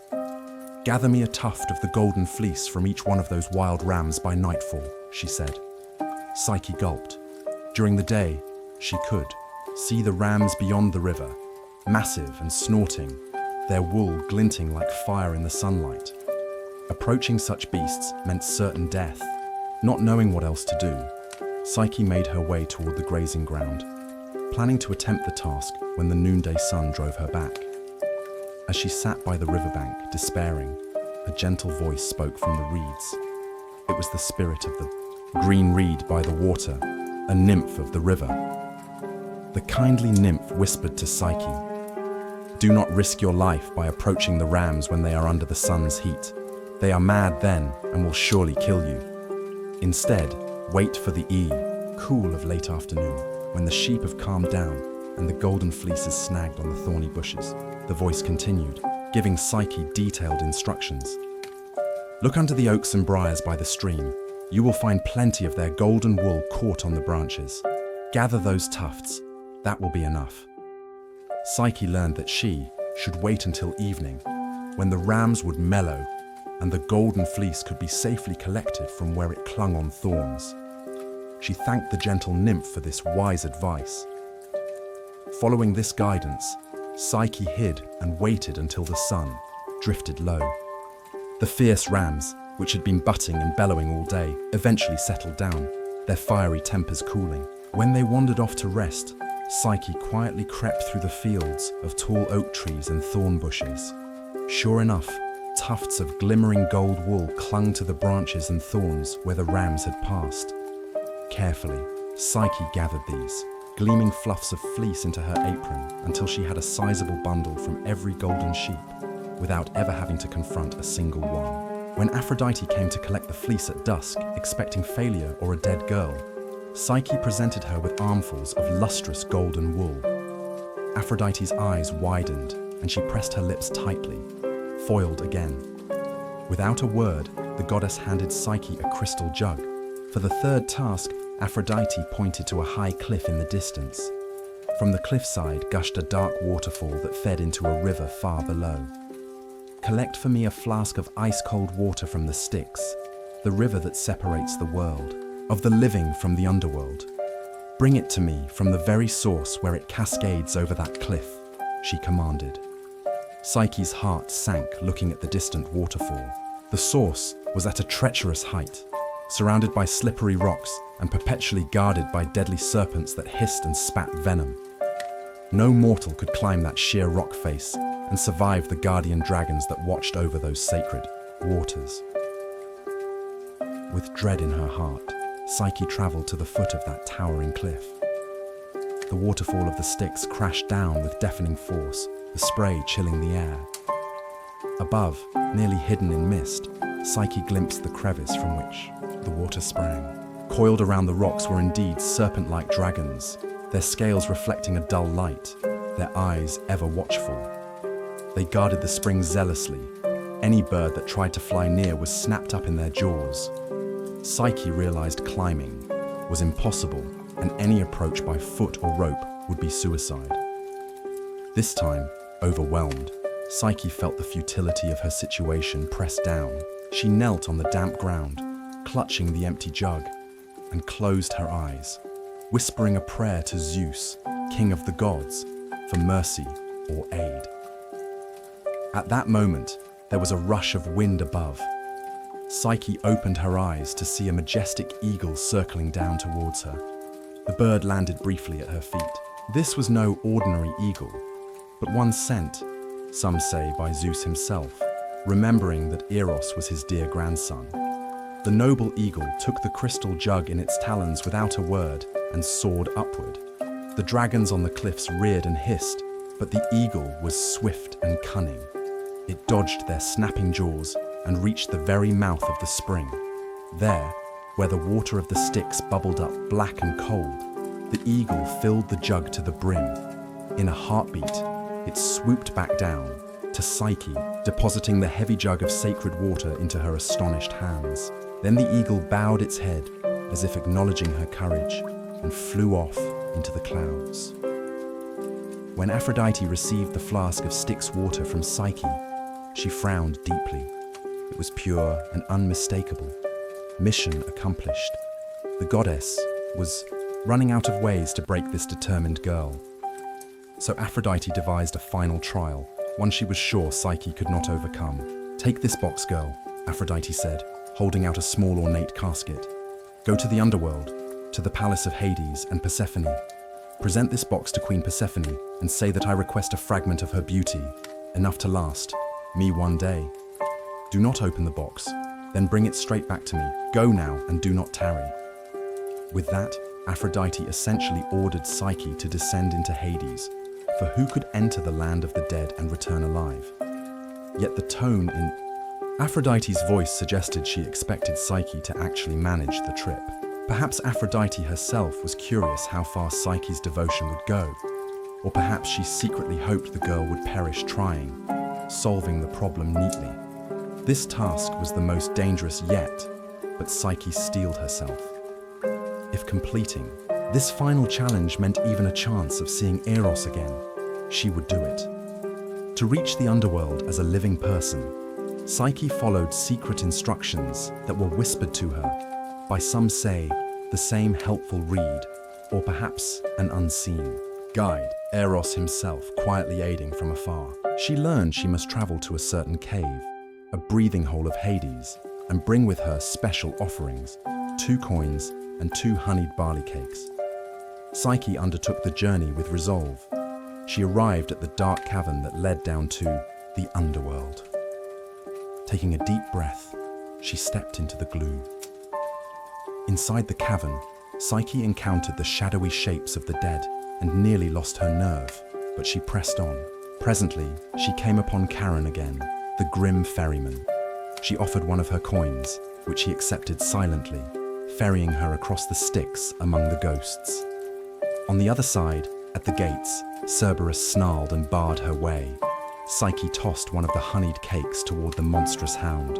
One of Cerberus's heads snapped up the treat, and momentarily satisfied with the sweet morsel, the great dog allowed her to pass. Thus Psyche gained entry to Hades' kingdom. The underworld was a dim shadow of the living world, ashen fields, and silent groves of willow. Spirits drifted about like fog. Psyche, shivering but resolute, made her way to the ebony palace of Persephone. The queen of the dead listened kindly as Psyche relayed Aphrodite's request to place a bit of Persephone's beauty into the ornate box for Aphrodite, who claimed her own beauty had faded from nursing her ailing son Eros. Persephone, compassionate and understanding, agreed without fuss. She told Psyche to present her box, and when Psyche opened it, Persephone breathed something into it and sealed it tight. Now it contained a treasure of beauty from the underworld's queen. Psyche thanked Persephone deeply for her help. The return journey. Psyche again appeased Cerberus with the second honey cake and paid Charon the second coin to ferry her back across the river. At last, Psyche emerged blinking into the world of life, having achieved what few ever had. She went to the land of the dead and returned alive. Tired but triumphant, Psyche held in her hands the ornate box that supposedly contained Persephone's beauty. Now, here lay one final temptation. As Psyche walked toward Aphrodite's temple with the box, she grew curious. She had been through so much. Her face likely showed her exhaustion and stress. Perhaps, she thought, if she took just a tiny bit of this beauty for herself, it might help her look more radiant and less weary when she finally reunited with Eros. After all, Aphrodite claimed the contents were to restore her own loveliness. Surely she wouldn't begrudge Psyche a small share. Psyche's reasoning might have been tinged with vanity, or simply a desire to appear at her best for her beloved. Either way, the curiosity gnawed at her. Finally, unable to resist, Psyche carefully lifted the lid of the box to peek inside. In that instant, she realized her error, for instead of a fragment of Persephone's beauty, a dark vapor rushed out. It was the Stygian sleep, a deathly slumber from the realm of Hades. The black mist swirled around Psyche, and she had only a moment to gasp before collapsing to the ground, unconscious. The box tumbled from her hand as Psyche fell into a deep, unyielding sleep, as cold and silent as death itself. At that very moment, Eros had been searching for Psyche high and low. After he'd flown from Psyche's chambers, wounded and heartbroken, Eros had returned to his mother's house. Aphrodite, furious with him and with Psyche, had kept him there. But as Eros recovered from his burn and sadness, he yearned for Psyche. He learned, through whispers among the gods, of Psyche's trials and her descent into the underworld, and his heart ached for her. Defying his mother at last, Eros shot out of Aphrodite's house window and streaked across the sky to find the girl he still deeply loved. Eros found Psyche lying as if dead on the roadside, the open box beside her. With a cry of alarm, Eros swooped down and gathered Psyche into his arms. She was limp and pale, not a flicker behind her closed eyelids. Eros gently swept the sleep from her body, scooping up the dark mist and placing it back into the box, shutting it securely. Then he touched Psyche's face tenderly. "Wake up, my love," he whispered. His voice cut through the magical slumber. Psyche's lashes fluttered and she drew a sudden breath, coming back to life. Blinking, she saw Eros cradling her, and tears of relief sprang to her eyes. "Eros! Oh, Eros, I am so sorry!" she cried, clinging to him. "I thought I had lost you forever." Eros hushed her gently, overjoyed to hold her once more. "I have been lost too, Psyche, lost without you," he murmured. Knowing Aphrodite would soon discover their reunion, Eros decided it was time to put an end to this strife. He helped Psyche to her feet, and together, in a flash of wings, he carried her upward, higher and higher, all the way to Mount Olympus. There, at the throne of Zeus, Eros pleaded their case. He confessed his love for Psyche before the assembly of gods and asked for their blessing. Zeus listened with kindness. He had taken a liking to this drama, and he decided to intervene. Zeus declared that the love between Eros and Psyche was true and should be honored. To settle the matter and appease Aphrodite, Zeus decreed that Psyche would be made immortal. In this way, Aphrodite could no longer object to her son's marriage to a mortal, since Psyche would herself become a goddess. At Zeus's behest, Psyche was given a cup of ambrosia, the divine nectar. Psyche drank it gratefully.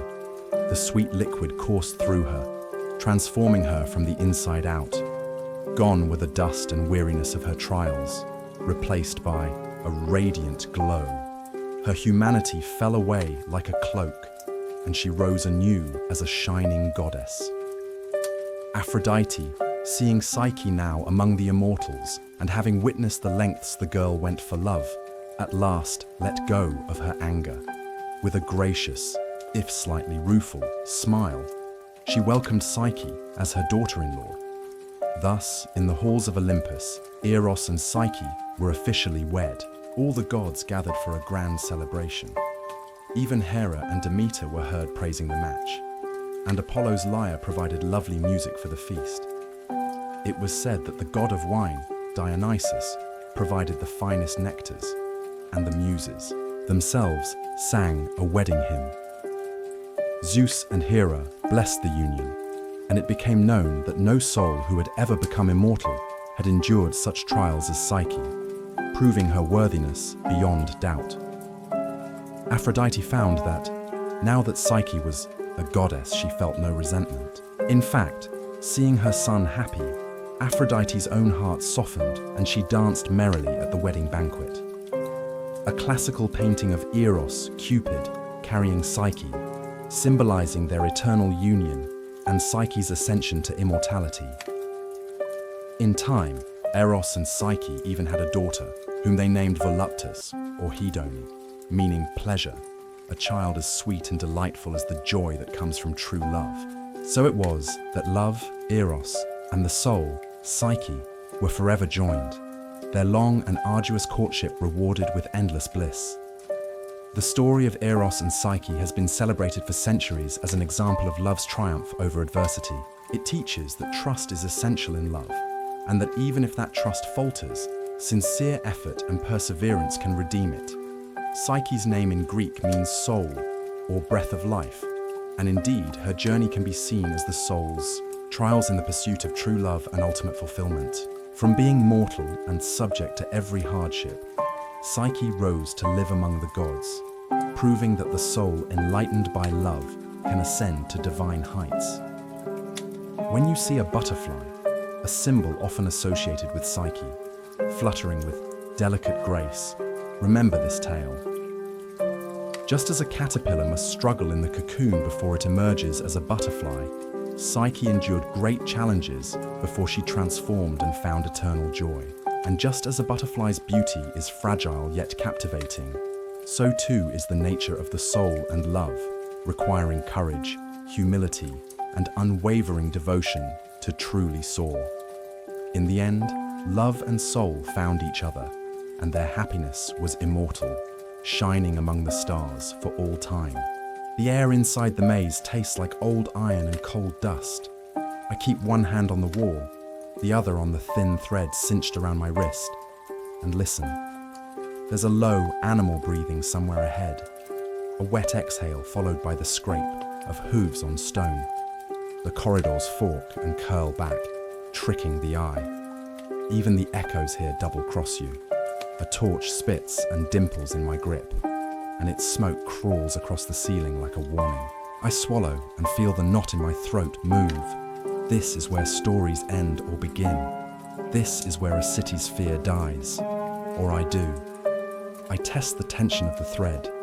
Behind me, it runs into the dark, back toward the door we locked ourselves behind at dawn. Back toward the young faces who trusted me when I said I could find the center and return. Back toward the promise I made to my father, that I would come home. And the promise I made to the girl who pressed this coil into my hand and whispered, "Don't let go." The breathing ahead grows louder, almost curious now. I move forward in small, crouched steps. My toe nudges a bone. It rolls, taps a wall, and the big thing in the dark snorts. I inhale, slow. If I can make it turn, if I can make it charge, if I can make it miss, then the sword might matter. The torch head flares as I lift it higher, and the ceiling glistens with something I choose not to name. I think of the black sail waiting in the harbor, still furled. I think of the white sail we tucked safely on board, the signal that will tell my father all is well. My palm is slick on the leather hilt. One step, another. The breathing becomes a rhythm. And then I see them. Two horns, wide and pale at their tips, catching a stitch of light like new moons. A head, lowered. The scent of a pen, of a slaughterhouse. The monster shifts its weight, muscles rolling under a hide that looks almost human, under the fur. I whisper to the dark, "Come on then." The floor shivers when it charges. Theseus and the Minotaur long before the thread, before the maze, and before the word monster curled tight on Athenian tongues. The story began in two quiet places, a seaside town called Trozen and a city on a hill called Athens. Aegeus, king of Athens, had grown old without an heir. He feared for his line and for the people who would tear at each other if the throne went unclaimed. He traveled from shrine to shrine, asking the gods for a child, and in time came to Trozen, where King Pythias read oracles as easily as fishermen read weather. Pythias understood what the signs meant, even when they arrived in riddles. He also had a daughter named Aethra. That night, under a sky bright enough to walk by, Aethra dreamed she was called to the sea. Whether Poseidon himself rose from this water, or she stepped into moonlit surf and felt a god's blessing wash through her depends on which storyteller you favor. What matters is this: Aethra conceived a son. Before Aegeus returned to Athens, he took Aethra to a flat-topped rock near town and slid his sword and sandals beneath it. "When our child is strong enough to lift this," Aegeus told her, "send him to me. He'll know me by what he finds." Then he pressed his seal into Aethra's palm and left, carrying his worry home across the Saronic Gulf. The boy grew up with the sea in his ears and the salt in his hair. He learned to wrestle with the older boys and out-argued men 3 times his age. He learned to listen first and speak second, which is rarer in heroes than people think. When he came of age, Aethra led him to the rock. The boy, Theseus, set his shoulder to it and grinned at his mother while the stone grudgingly shifted. He lifted, heaved, and the rock rolled away. He found the sandals and the sword, and more than those, he found a path. "Go to Athens," Aethra said. "Go to your father, but go by land." There was an easier way, of course. A ship could have hugged the coast and delivered him in a few days. But Aethra wanted her son to know the ground he would someday guard. She also knew what waited on the roads to Athens. Men whose names were already curses, and a sow whose name was almost a legend on its own. The kind of troubles that test judgment as much as brawn. He set out with a staff and his father's sword at his side. Near Epidaurus, a hulking man made of muscle and bad temper stepped from behind an olive tree. He carried a knotty cudgel and called himself Periphetes, the club bearer. He had no complex speech prepared, no fable to tell. He swung. Theseus met the blow with raised forearms, rolled with the strike, and felt the shock rattle his bones. On the second swing, he stepped inside the arc, grabbed Periphetes' wrist, and drove his shoulder under the man's arm. The club fell, heavy as a stump. Theseus picked it up, tested its weight, and didn't hand it back. People along the road would later say that he never boasted after that fight. He didn't need to. He carried the proof. In the Isthmus forests, he met Sinis, called the Pine Bender, a bandit who tied travelers to bent trees and turned the woods into a living catapult. Sinis smirked when he saw the new club in Theseus's hand. "Do you know how a pine sings when you let it go?" Sinis asked. Theseus did not. Sinis showed him by example. The cries echoed a long time among the trunks, reminding everyone who heard them that cruelty has a way of returning on the wind to the one who sends it. Not all dangers were men. Near Crommyon, a massive sow, fat on fear and garbage, charged travelers and gouged ruts into the earth with tusks like curved knives. Theseus vaulted a low wall, let the beast bluster and tire, and then moved, calm and quick. When it fell, farmers came out of their doorways and stared. "Eat," Theseus told them, wiping his blade. And they did. And for a week, a whisper of meat, of good meals and full bellies, replaced a smell of dread.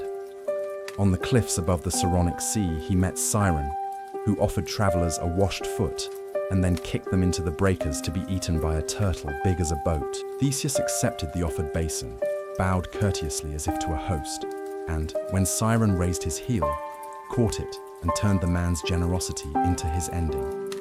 The sea closed over Siren's surprised face. Somewhere under those waters, the turtle dined and perhaps wondered at the taste of justice. At Eleusis, a huge wrestler named Chersion tried to crush the breath from him in a bear hug. Theseus bent his knees, not in surrender, but in leverage, shifted his weight, and threw the man cleanly to the ground. "Hold your strength like a friend," he told the onlookers, "not like a jailer." They remembered. Closer still to Athens, he met Procrustes, a hot-eyed innkeeper with a bed that fitted everyone perfectly. Procrustes had a carpenter's hands and a butcher's imagination. He stretched the short and shortened the tall. Theseus looked at the bed, looked at the man, and sighed, already tired of this particular kind of wickedness. When the work was done, the bed had finally served someone honestly. It fit exactly what he measured. Word of the youth with the calm eyes and the famous club ran ahead of him like wind-up-setting leaves. By the time Theseus climbed the last hill, to Athens people had begun to guess. But Athens is a city of guessing games, and its palace had one unfolding already. King Aegeus had brought home a new wife, Medea, whose magic and history could fill a book of their own.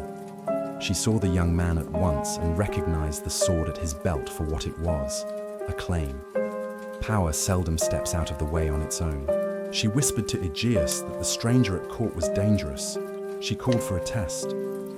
Some say Medea sent Theseus to face a wild bull ravaging the Marathon fields, hoping it would make a meal of him.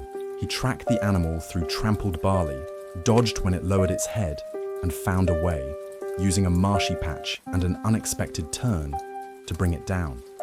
He returned dusty and tired with the bull tethered, and the people cheered, and Medea's mouth tightened at the corners.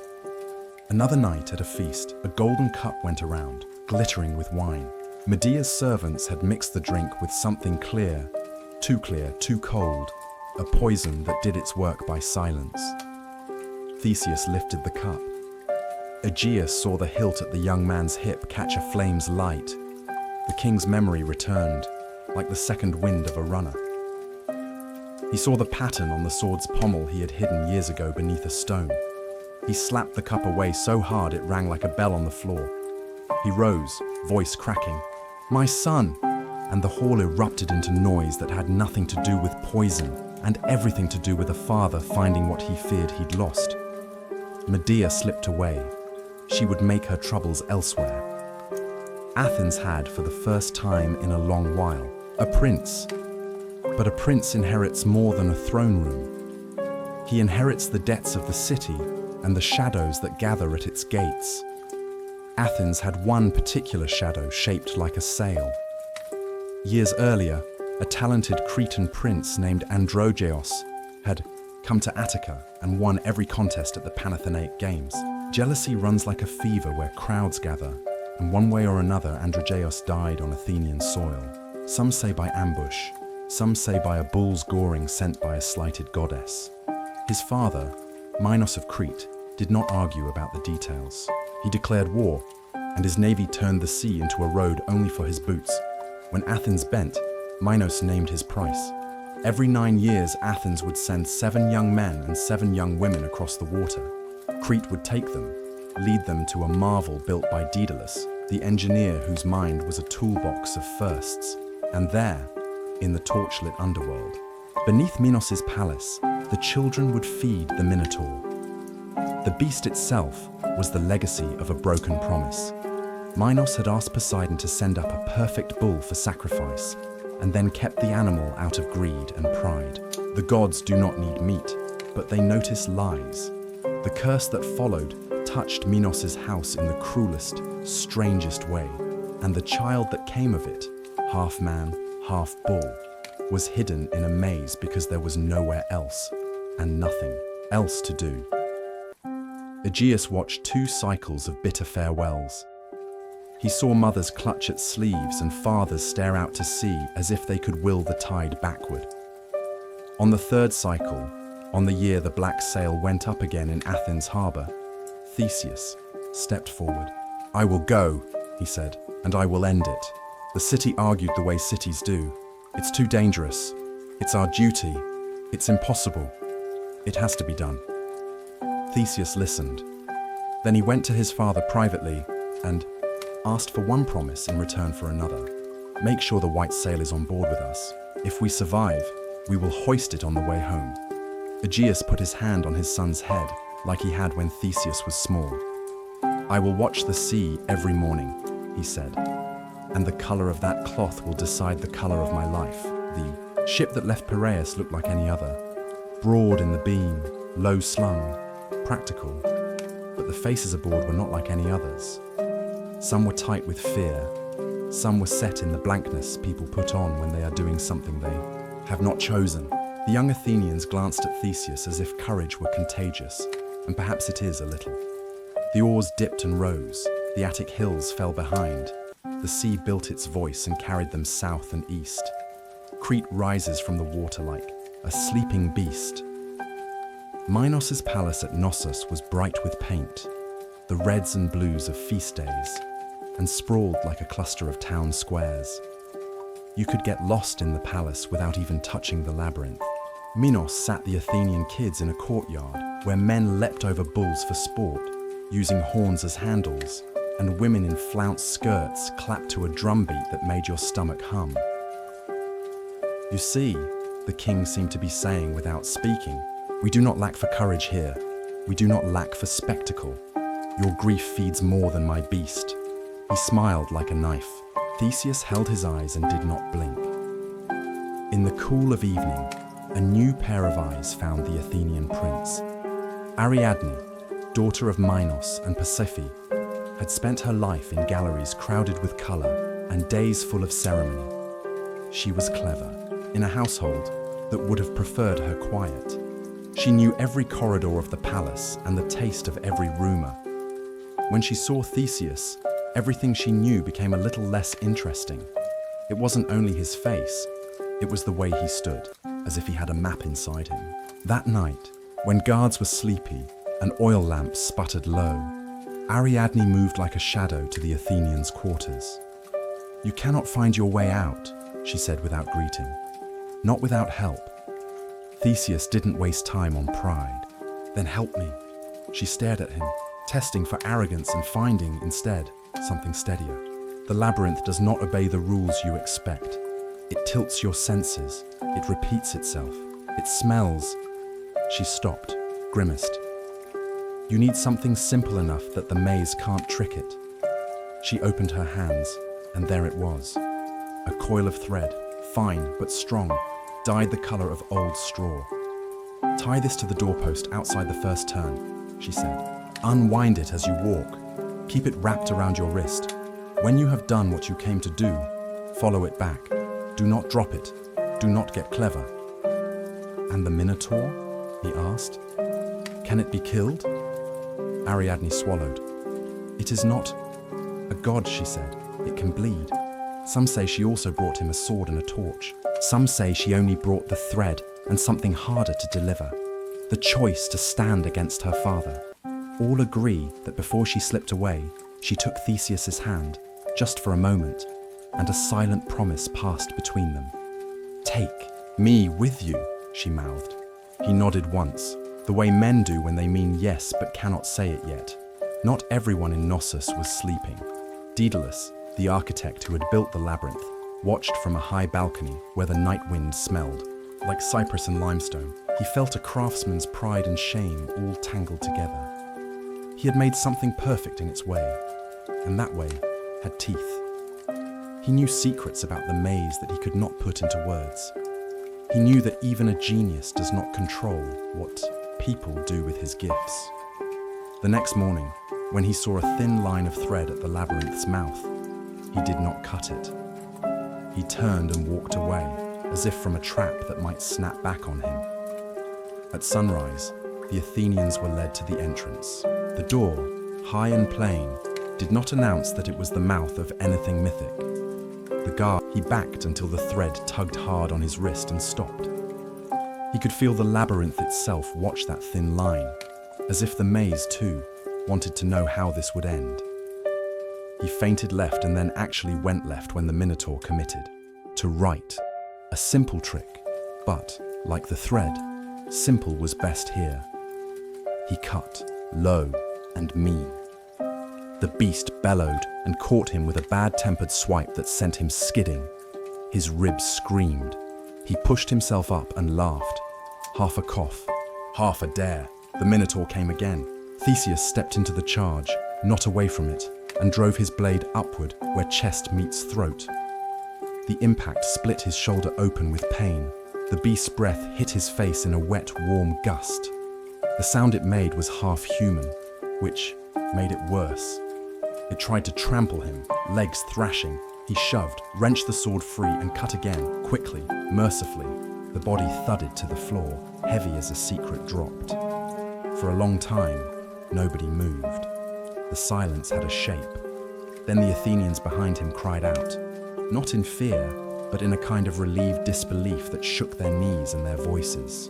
Theseus leaned a hand on the wall and let himself feel the pain that had been standing patiently at the edge of the room, waiting for permission. When he could breathe again without wincing, he set the blade down, wiped his palms on his tunic, and turned to the thread. His left wrist was raw where it had bit into him. He unwound the line with a tenderness that would have surprised him any other day, and led the young Athenians toward the door. At the entrance, dawn had just folded into morning. The guards blinked at the sight of living children. Somebody shouted. Someone else ran to tell someone else who would pretend not to be surprised. Theseus did not break into a run. He walked at a pace that said, "The world has already changed. You can either keep up or stay here in the old one." Ariadne was waiting at the harbour with a hood drawn low over her hair. She looked at Theseus's eyes before she looked at his sword or his wounds.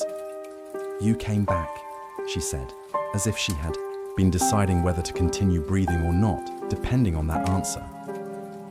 Theseus reached for her hand and actually took it this time.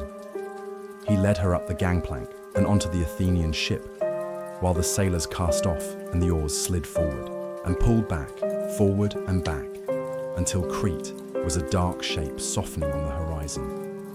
What happened next has versions the way dreams have versions. On a small island called Naxos, Ariadne fell asleep on a warm beach under a sky so crowded with stars it looked like spilled milk. Theseus woke before dawn and stood a little way off, a man with salt on his lips and a new kind of weight on his shoulders. The burden of being alive after a thing like that. The burden of being a son still looked for by a father. The burden of being loved by a woman his victory had complicated. Some say he left her because the gods required it. Some say Dionysus himself came to him in a dream and said, "She is mine. I will make her happy in a way you cannot." Some say even a good man can make a small, selfish choice and then spend a lifetime working off its cost. What is sure is this: Ariadne did not wake alone. The god of wine and theatre, wild-browed and ivy-crowned, found her and called her beloved. He lifted a jeweled crown from her hair and tossed it into the sky. It caught fire as it rose and became a ring of stars the Greeks called corona borealis. Ariadne, whose name means exceedingly pure, became a queen in her own right among grapevines and drums. And Theseus sailed on, his ship cutting the water like a blade. Grief can make the world small. Joy can make you careless. The Athenian. Ship rounded Cape Sunion into sight of home at dusk on a day when the wind had been kind and the sea had kept its own counsel. The white sail, tucked safely below, stayed where it was. Perhaps the crew had no heart to change it, burdened with their own losses and distracted by survivors' chatter. Perhaps Theseus was sunk in thought so deep he forgot that colour could kill. Up on the cliffs above the harbour, old Aegeus watched for a white flag that would buy him another year of mornings. The sun slid into the sea. The black sail came on, dark as a verdict. Aegeus took one step into air and did not return. By the time the crew realized what the city's cries meant, even the god who holds up the sky could not have lifted Aegeus from the water. People said afterward that the sea below those cliffs was newly named for him, that all maps now would carry his unsweetened memory. Theseus stumbled ashore to two realities. He had freed Athens from a foreign terror, and he had broken his father's heart by a mistake so plain a child could have corrected it. Athens needed him both humble and strong. It needed a man who could pull weight in the council house as easily as he had pushed back a monster's charge. Theseus took his grief and used it like a tool. He gathered the little towns scattered across Attica, the farmers, the fishers, the potters, and bound them into one city-state. He improved the roads he had once walked as a boy, making the paths safer that had tested him. He helped institute festivals, the Panathenaea chief among them, where the city remembered itself with games and song and sacrifices that felt less like appeasement and more like thanks. He praised the commons and listened to ordinary people, enough that later generations would say, rightly or not, that he'd planted some of the seeds of democracy. His life did not become quiet. Heroes' lives rarely do. The Amazons came across the sea and camped on the Areopagus, and legend says Theseus loved one of their queens, Hippolyta or Antiope, depending on who is speaking, and fathered a son named Hippolytus, who would someday be torn between a father's honor and a false accusation. His friend Pirithous dragged him into one of those bright, reckless plans men make, and then spend years trying to undo. Each of them would marry a daughter of Zeus. That particular boast ended with a journey into the underworld and a stone seat that would not let go until another hero, Heracles, pried Theseus loose. These are stories, inside stories. Proof that a single name can touch a dozen myths, like a hand brushing a dozen reeds. But always, in the quiet parts, the city mattered most to him. He walked markets where the smell of olive oil, fish, and dust made a haze in the afternoon heat. He watched craftsmen bend bronze and men teach boys the proper way to speak to elders. He listened to women argue about the price of figs. He met his people's eyes without looking up over their heads to scan the horizon for the next fight. He knew, because he had learned it painfully, that saving a city once is not the same as keeping a city safe. The second task is slower. It's 100 little choices instead of one charge and a clean blow. As for the labyrinth, it still stood beneath the palace at Knossos for a while, its corridors full of echoes and an absence shaped like a bull. Daedalus, who had built it, eventually paid for his ingenuity the way clever men in palaces often do. Minos locked him and his son in a high tower so they could not share their designs with any rival. You know that other story too, of wax and feathers and a boy gladdened by height. The same sun that had seen Theseus and Ariadne plan in the palace, shadows watched Icarus climb to where the air is thin and bright, and watched him fall. If you ever trace the line of a gull in the sky and feel a tug at your ribs, that's the old memory of wings made too quickly and a father's warning heard too late. Back in Athens, if you asked an old potter what he remembered of the Minotaur years after, he might say, "I remember the morning my neighbor's daughter didn't have to take a boat." A fisherman would say, "I remember the first night I slept without dreaming of hooves on stone." A girl, grown now with a baby at her breast, would say softly, "I remember a young man with a simple plan and a scar on his shoulder like a crescent moon." And if you asked Theseus himself to explain how a city survives monsters, he would shrug and point, not to his sword, but to the thin scar encircling his left wrist. "You find a thread you trust," he might say. "You tie it to something that doesn't move, and when the shouting starts, when the maze starts to sound like a god, you keep hold. You do the next sensible thing. You do it again, and you make your way home." He would not name the girl who put that thread in his hand. The gods had written Ariadne into another story, the way they do, and her crown cleans the northern sky on spring nights. But sometimes, when the city slept and the hilltop winds muttered, Theseus would walk to the edge of the cliff where his father had stood and watch the undarkened water. He would think of a dozen small errors and a dozen small mercies, and how both live together in any life worth telling. He would think too of all the monsters a thread might help you beat. Not only those with horns, but those with smiles. Not only those built by curses, but those built by habit. He knew a city can be a labyrinth if you let it. Corridors of custom, blind turns of law. And he tried, in his halting, human way, to keep knotting lines between people and pulling them taut, so when fear ran at them, they didn't scatter. Sometimes he succeeded, sometimes he failed. All of it was part of the same work. As for the sword, it hung in a place of honor.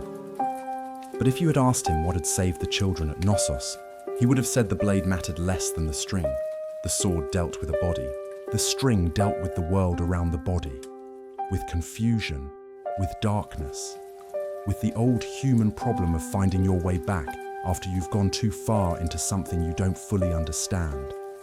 He never forgot that lesson. The mark at his wrist made sure of it. When he died much later, stories sprouted the way they always do around famous endings. Some said the people exiled him. Some said the sea took him, as if it wanted one more Athenian king for itself. But the best stories about Theseus are not about his last day.